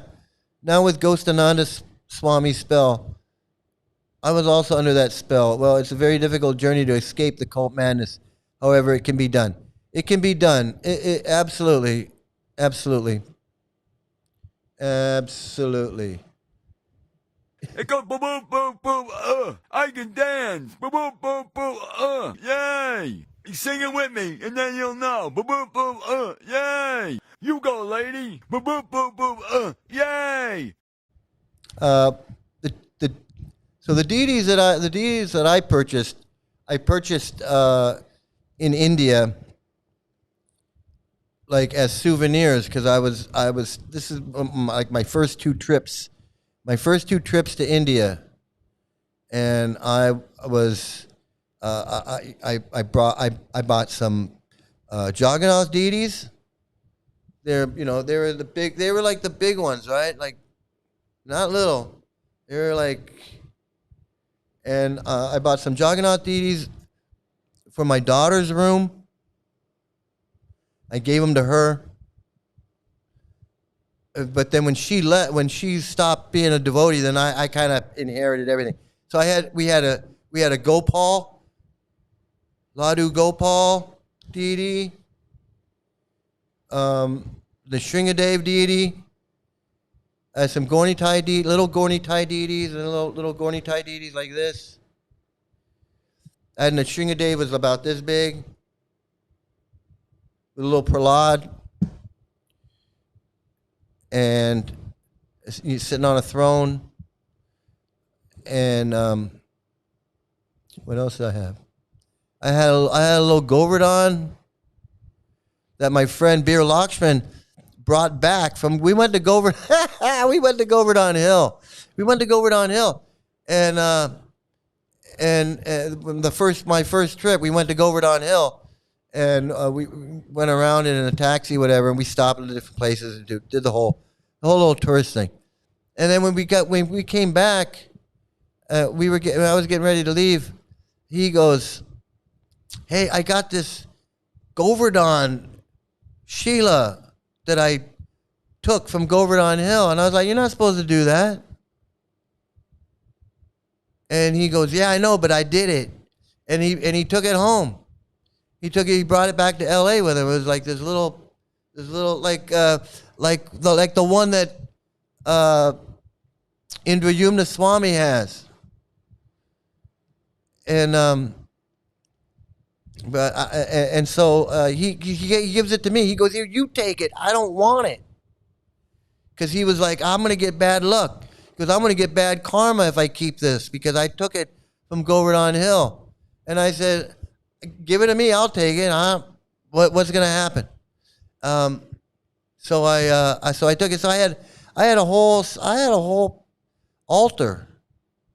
And those deities are still in L.A. somewhere. I didn't throw them away. I packed them up. I just packed everything up in a box, and packed them up in a box. And they're still. My daughter has them.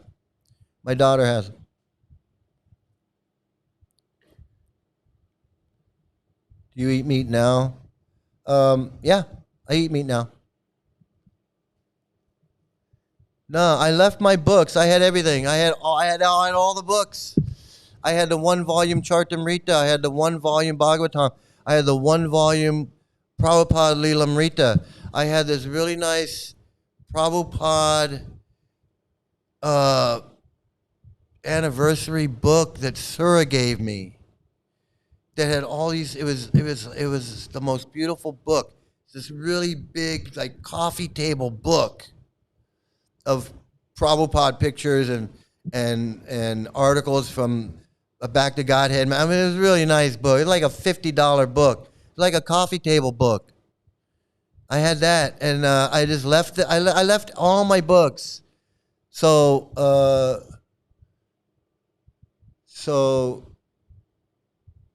Yasodanandan came in and he swooped on all my books. And I had the little black Bhagavatam set, little black ones. I had that, a whole 40 volume set of little black Bhagavatams. And then I had a bunch of old Bhagavatam individual canto, random, canto 2, canto 4 and 5 and canto 8 and whatever. As I got them on eBay, I was collecting them. So I had a whole big bookshelf full of books, and I just left them.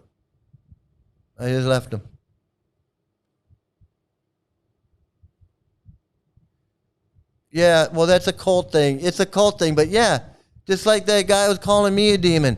The guy was calling me a demon because I didn't believe in his dream. If I don't believe in your dream, I don't believe in your dream. I didn't believe in his dream. He said I was a demon. I said, I don't believe in your dream. I deserve good things. I said, I don't believe in your dream. And he said, You're a fucker, man. You're fucked up. Motherfucker, man. Fucker, man. You're a fucking prick and asshole. I hate your fucking blasphemy, Prabhu. Yeah, that's what I got. All right, so that's this guy with his dad. It was the guy. I was really interested with the guy's dad. The guy calling his dad a demon. It's calling his dad a demon, man. Hey, Avira. Hey, good to see you, man. I haven't seen you in a long time. Good to see you. I'm feeling much better. I'm feeling much better. Yeah, they fucking demonize everyone. They fucking demonize everyone. But you know who they won't demonize? You know who they will not demonize? A goddamn child molester. If one of their gurus molests a little girl or a little boy, they will not say anything bad about him. But if a guy eats a hamburger, well, he's a demon.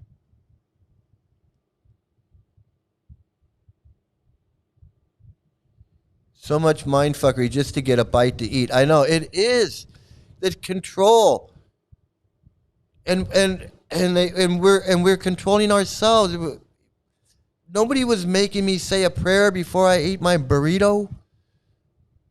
I was delusional, thinking that somehow Krishna knows that I didn't say the prayer, I didn't say Jai Prabhupada, whatever. I drank without saying Sri Vishnu. That's not something. It's always something.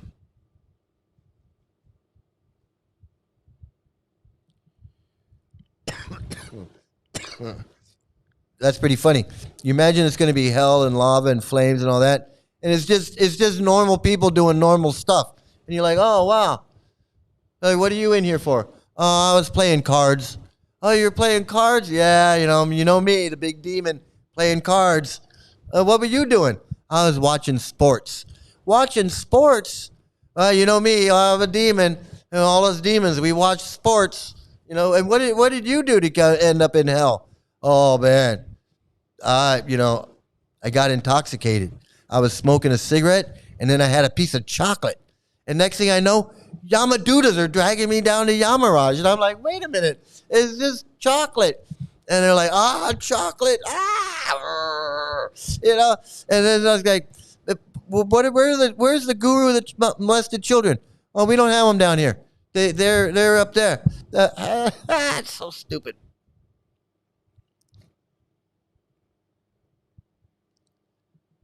I know, exactly. They like, and that's the thing, is that they live to call people demons, because then that makes them feel better. Just like someone was saying, you gotta, like Knitting Cult Lady was saying, you gotta be against something. You gotta be anti something. It's not enough to love God, right? It's not enough that they love God. They gotta be anti-Vaidhi Bhaktis and anti-Buddhists and Mayavadis, and anti-this and anti-that, and anti-gambling and anti-sex and whatever. It's not enough to just love God and just be happy loving God like these two guys, like these two guys back here. No, you got to be angry, and you got to call people demons, and you got to bitch and moan, and you got to just. So sick of their bullshit. I know, I am too. I'm so sick of their bullshit, and that's why I enjoy. That's why I enjoy doing this. I enjoy calling them out on their bullshit. There's nothing that makes you feel better than calling somebody out on their bullshit, and knowing that it's bullshit, and calling them out on it, and going, they're full of shit, buddy. Like with this Gorahari guy, and nothing feels better than letting him know that we know that you're full of shit. That's a good feeling. Just to know, you know. I kind of want to print out flyers with a QR code to Mike's channel and post them around the nearby cities devotees like to hang out. Yeah, pass them out at the Rath Yatra. That's a good idea, man. That's a pretty good idea. I don't know how to do that, but when I figure out how to do it, when we figure out how to do it, we'll do it. And people can just scan and go right. That's a great idea. I think that's a great idea. I'm behind that idea all the way. All humans are just humans. Demons are fallen angels belonging to the spiritual realm. Not according to them, you know, as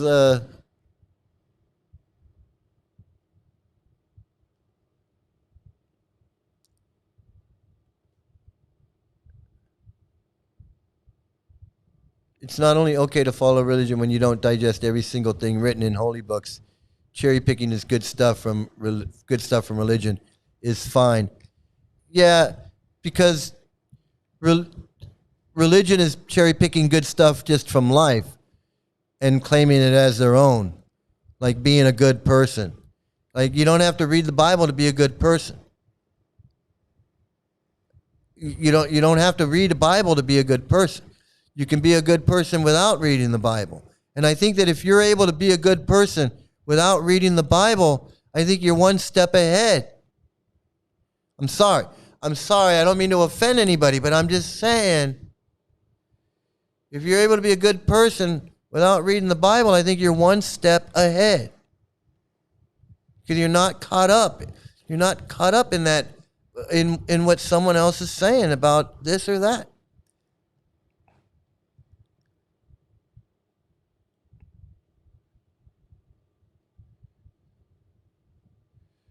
Okay.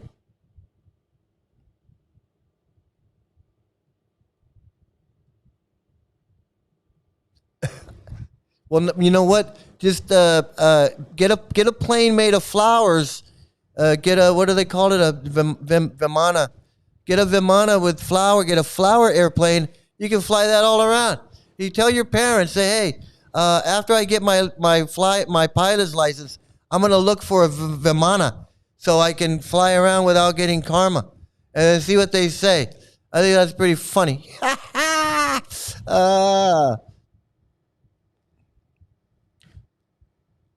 Yeah, if it's made out of flowers, it's fine. Hey, Black Tornado, good to see you. The fear of God is a problem all theists face because when you become a believer, the ego slips into a super ego and an ego. This extreme bipolarity causes internal conflict and distress.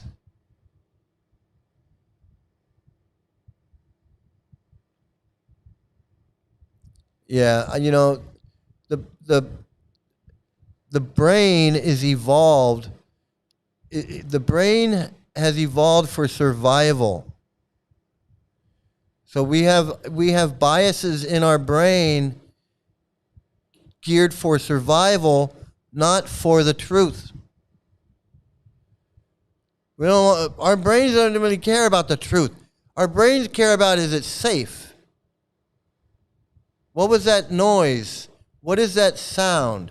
What is that thing over there? What is that thing up there?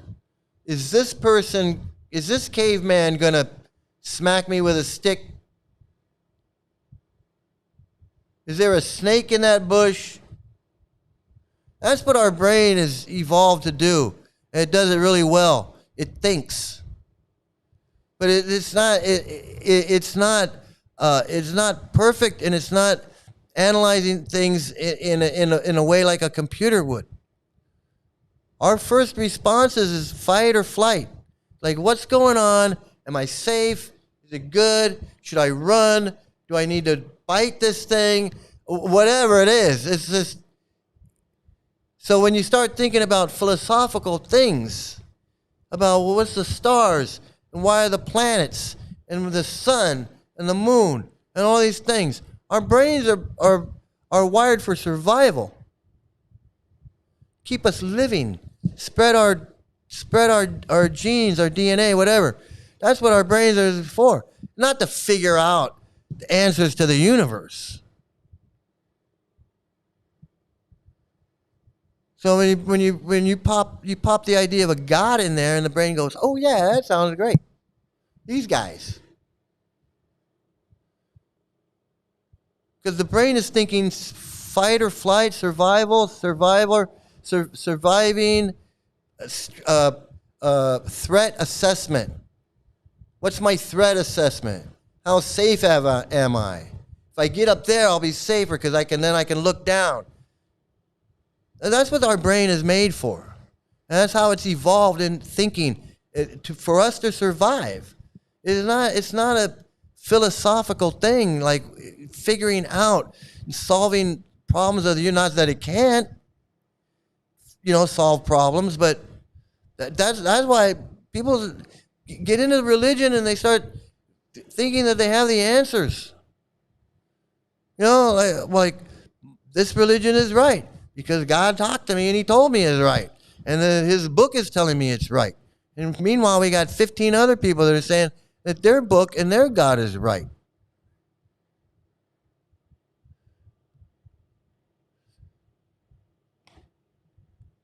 Imagine the hell of waking up and hearing ching, ching, ching. I know. That's scary. That's scary right there. Maha, aha, Maha, aha. You like to speak that? I like to talk that.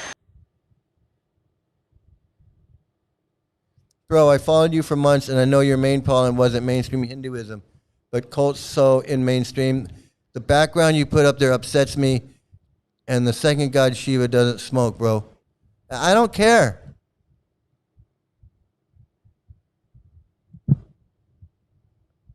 I don't care.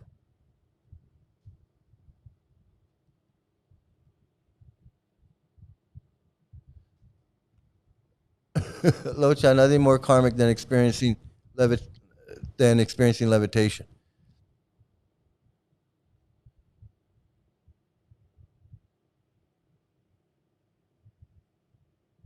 Ghana was here. Ghana was here last week with my last stream. Eliana, I haven't seen in a while. I hope she's doing good.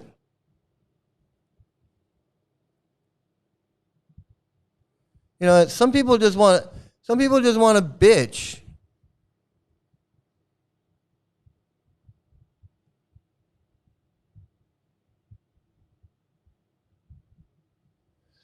I used to get up at 4 a.m. to hear the ching, ching, ching. When not staying in the temple, it might be a bit closer to 5 a.m. That was considered a lie, and now I consider that nighttime still.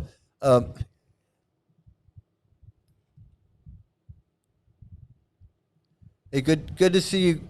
Good to see you, Rafael. Good to see you here, man. Take care. We'll see you next time.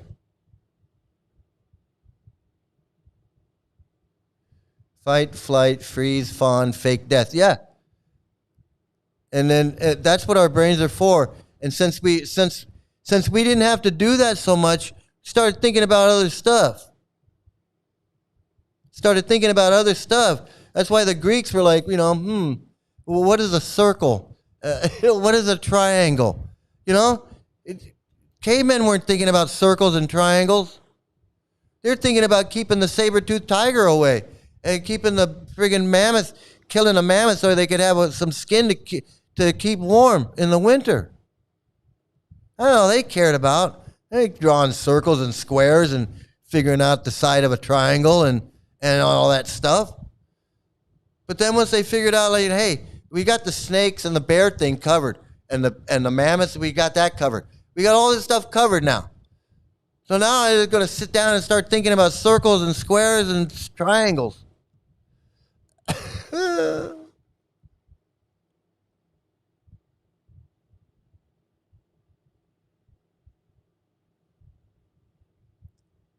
Yeah, Shiva just drinks the nectar, the poison that was churned. Shiva does all kinds of stuff, and you know what? I really don't care because it's a story, and Shiva's not a real person. And these guys are not real, and I'm sorry if that. I'm sorry if that hurts. Sorry if it hurts.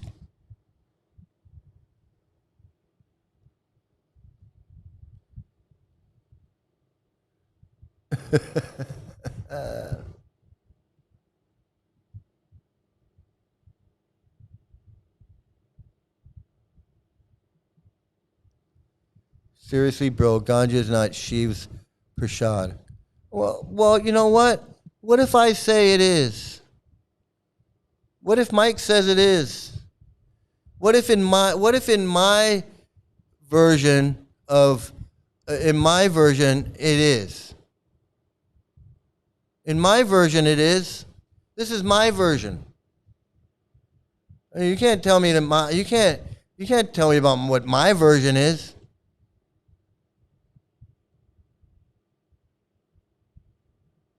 It's not your religion. It's not you. It doesn't belong to you. It does not belong. What are you, the Ayatollah? You're going to put a hit out on me? It doesn't belong to you. You do not own anything. Okay, when you're gone, this is going to still be here. It doesn't belong to you. I'm sorry. I'm sorry to burst your bubble, but it doesn't belong to you. You might belong to it, but it doesn't belong to you.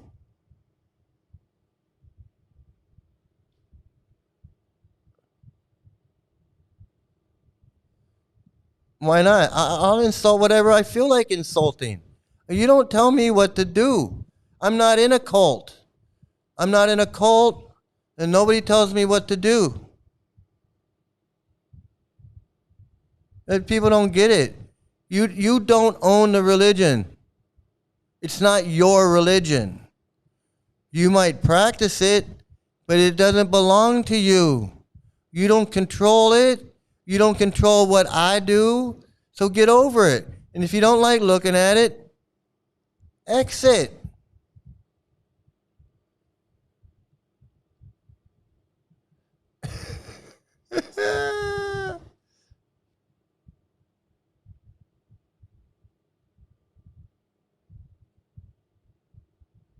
Yeah.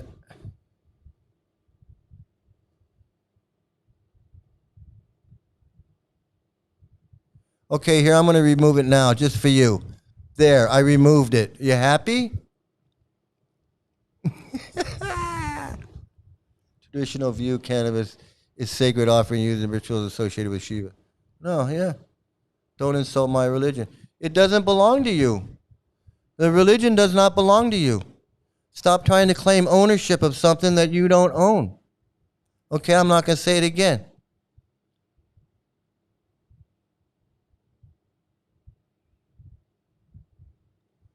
I'm not targeting, because I have this picture up there. I have this picture up there because I like it. I like this picture.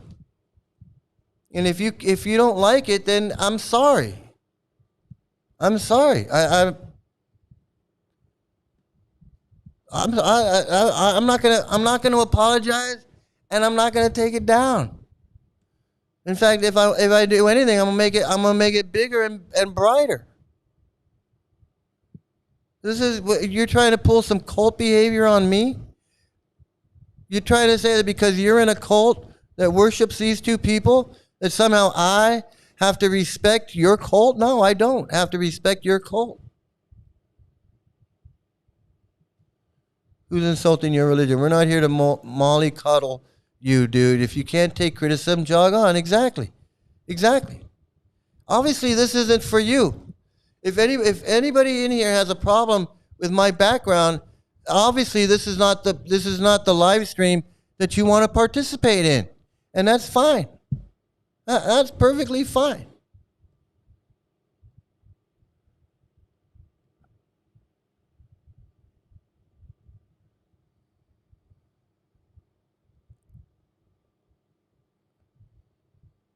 Look, I'm not answering your questions anymore.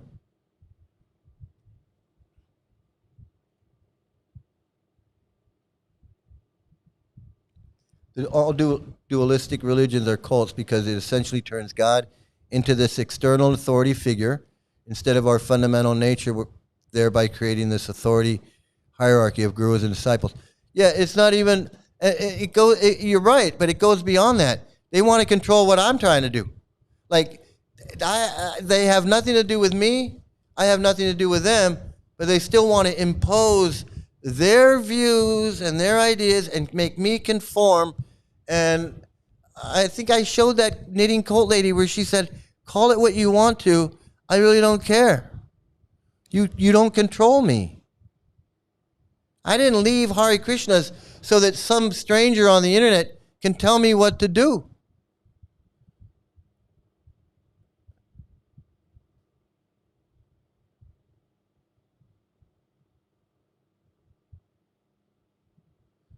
Like going all Buddhism on that guy. Nothing belongs to you. Yeah. Religion definitely doesn't belong to you.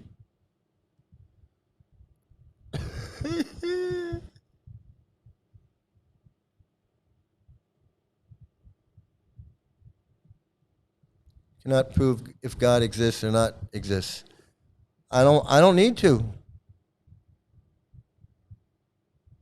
I don't need to prove anything.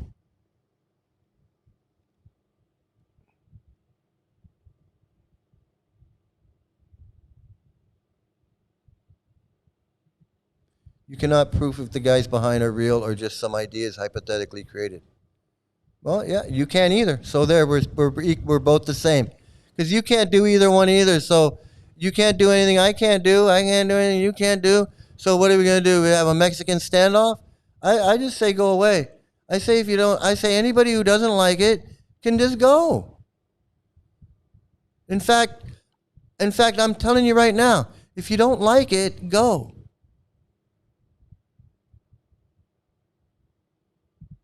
Go.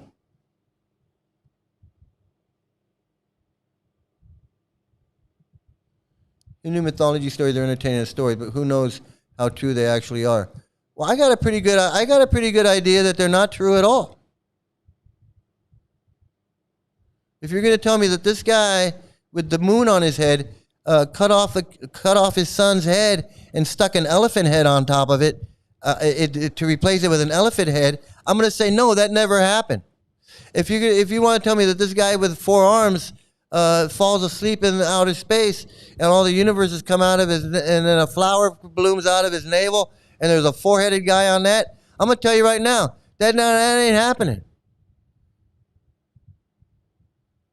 Now you can say, well, Mike, you don't know. I do know. It ain't happening.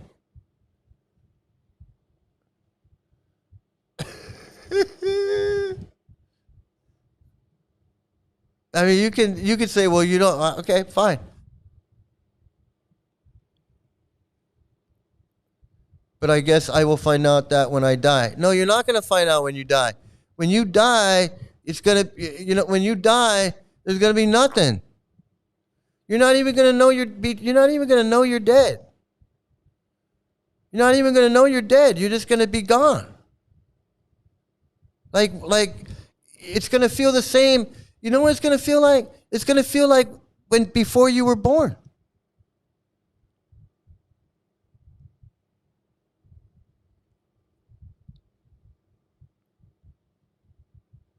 You're not even going to know you're dead. You might feel some pain for a second, and then you're gone, and then that's it. It's over. You're not going to know. You're not going to be like, I just died. I know everyone has this is so funny. This is so funny, man. It's so goofy. So goofy, you know? Oh, here we go. What's your understanding is, Mike? What's your understanding is Mike, you are thinking of just one philosophy in Hinduism, but the day you start reading deeper, don't tell me how deep I've read or what I need to do in the future. That's insulting. It's highly offensive and insulting. All right? That is so insulting. Well, Mike, you're gonna have to do blah, blah, blah. Fuck you. There you go. Prabhupada's relationship with Keith Ham is all the proof you need. There you go. Ah!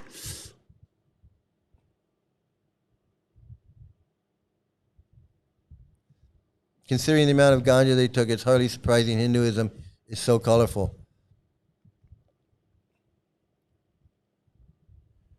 Research the fraud of Turin. Okay, I'll research the fraud of Turin. Be real, Mike. Nobody knows what happens after death. Don't persuade it to your way of story, bro. Well, you're persuading it to your way. If you want to persuade me to your way, then I can persuade you to my way. Now, what are you talking about? You want to tell me that I'm going to go meet these two guys when I die, but you don't know. But you want me to believe that, right? You want me to believe that all this bullshit is real. You want to persuade me into believing that this is real. Oh, don't make fun of it, Mike, because that's for real.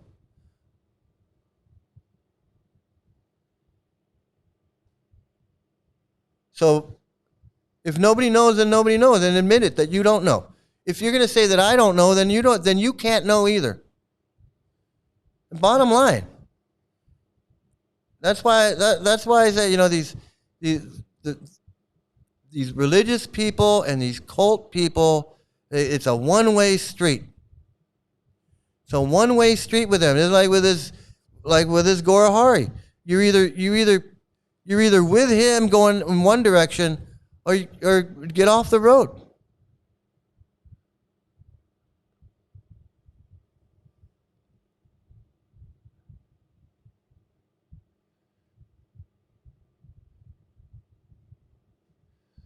I know, but if it was true, because technically we can't really 100% disprove what happens after death.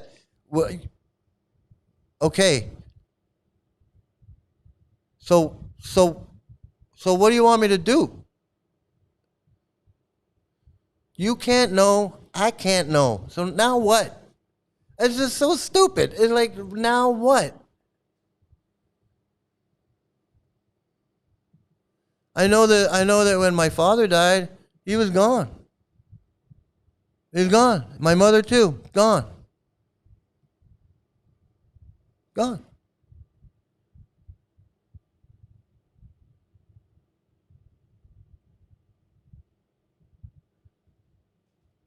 AJ is constantly preaching Christianity to me. I told him I don't want to hear. Yeah, we're not supposed to be preaching anything in here, actually. It is offensive, then yes, your knowledge is shallow, whether you want to fuck me or what. Well, your knowledge is shallow. Your knowledge is shallow because I just told you that if you don't know, that if I can't know, then you can't know. Unless you've got some special power. You have some special power now? Are you going to reveal yourself that you have some special knowledge that's unavailable to Mike? Do you have? Did Blue Man Group come over to you and tell you personally? Did Forearms come over and tell you? No. Forearms didn't come over and tell you anything. Blue Man Group didn't come over and tell you anything. So don't tell me that you know something that I don't know. Willful Delulu it is.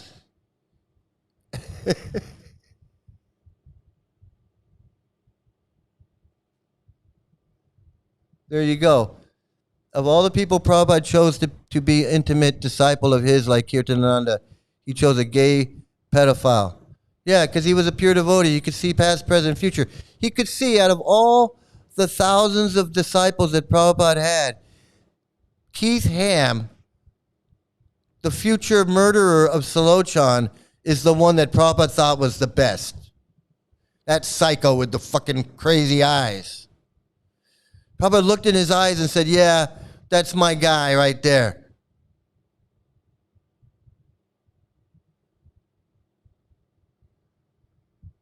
Yeah, I can't know and you can't know either. That's it. That's it.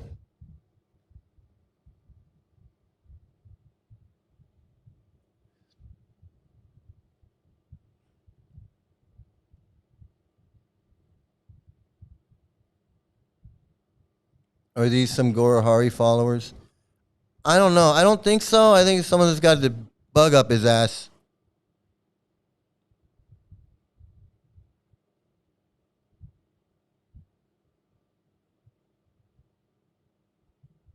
I don't know, man. You gotta just stop preaching. You gotta just stop. Everyone's gotta stop preaching in here. Stop complaining about my background like a whiny little bitch. All of that. Stop whining like a little bitch.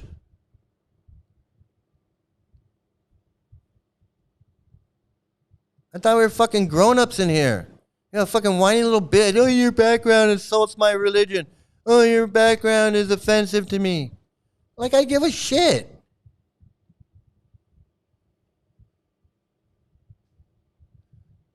Yeah, I think you should. I think I'm gonna end it here. I really don't care.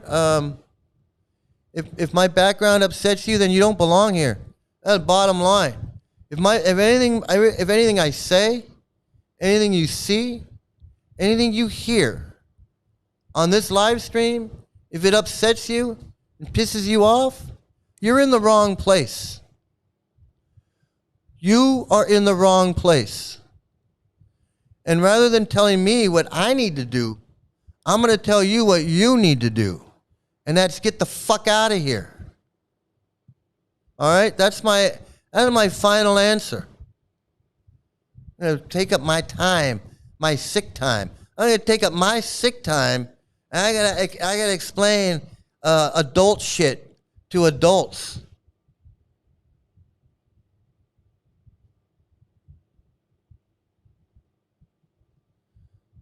Yeah, I know. It is cool as fuck.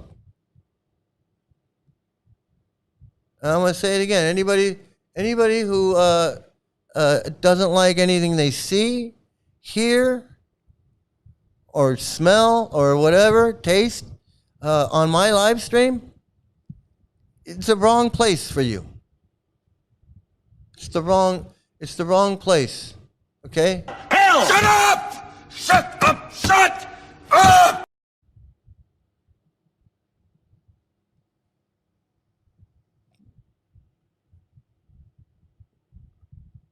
Just walk away. There has been too much violence, too much pain. Just walk away, and there will be an end to the horror. Just walk away.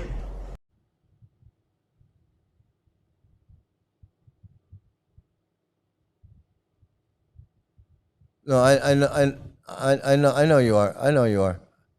There should be no preaching in here. There should be no preaching in here at all. Are we clear? Yes, sir. Are we clear? I hope we're clear. Unga! I hope we're clear. So I have a new closing credits. I have a new closing credits. I want to thank everybody for joining in. I want to thank everybody.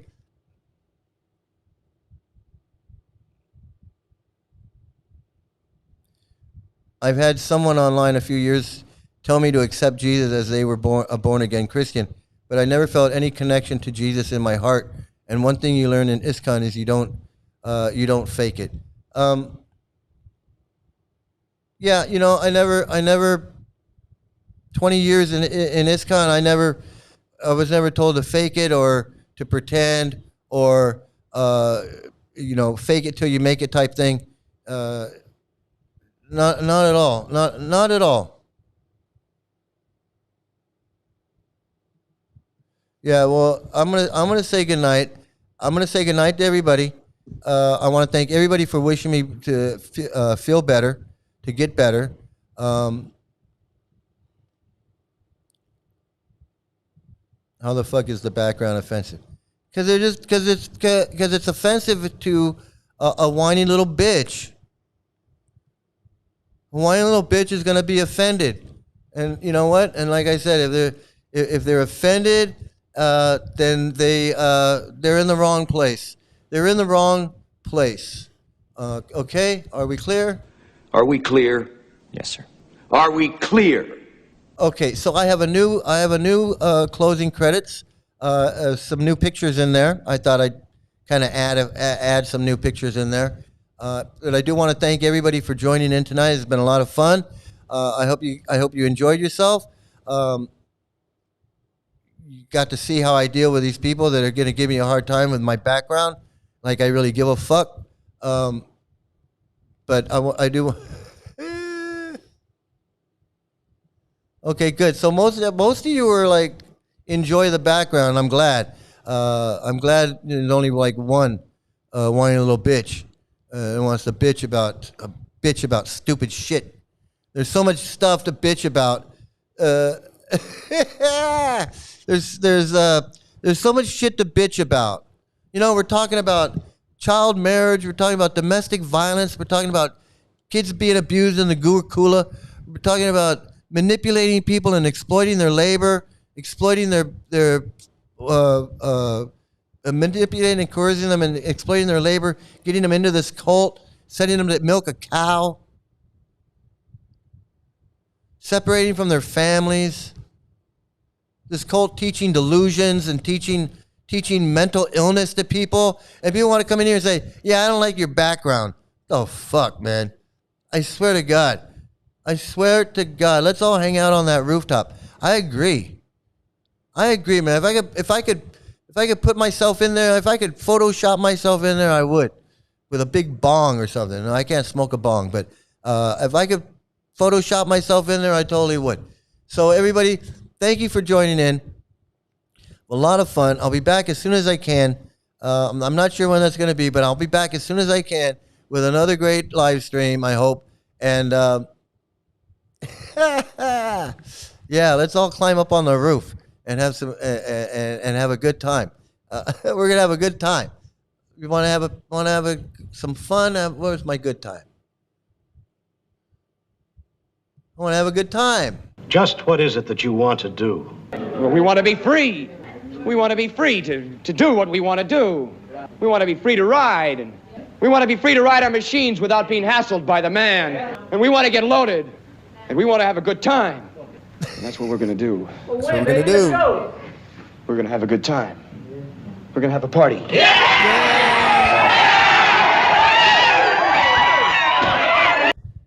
All right. So everybody have a great day, great night, great morning, great. Oh, you got one last thing you want to say?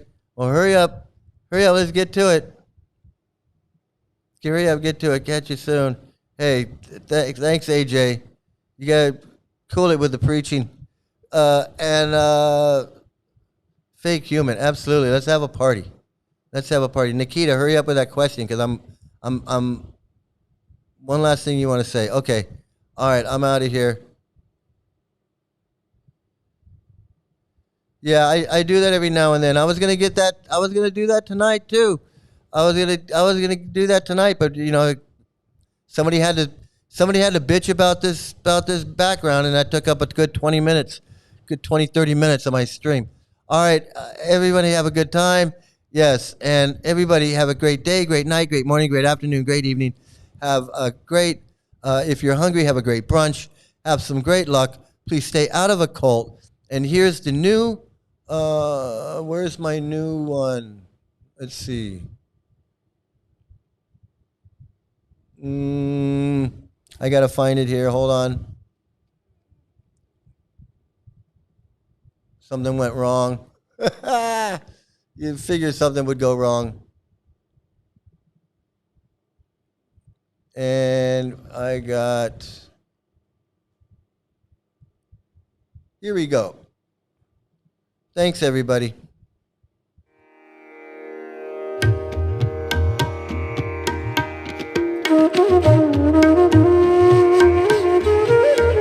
Just walk away. There has been too much violence, too much pain. Just walk away, and there will be an end to the horror. Just walk away.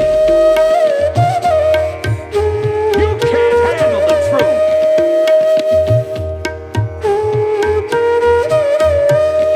I want to ask my questions now, and I want to have my answers now. You hear? What in God's holy name are you blathering about?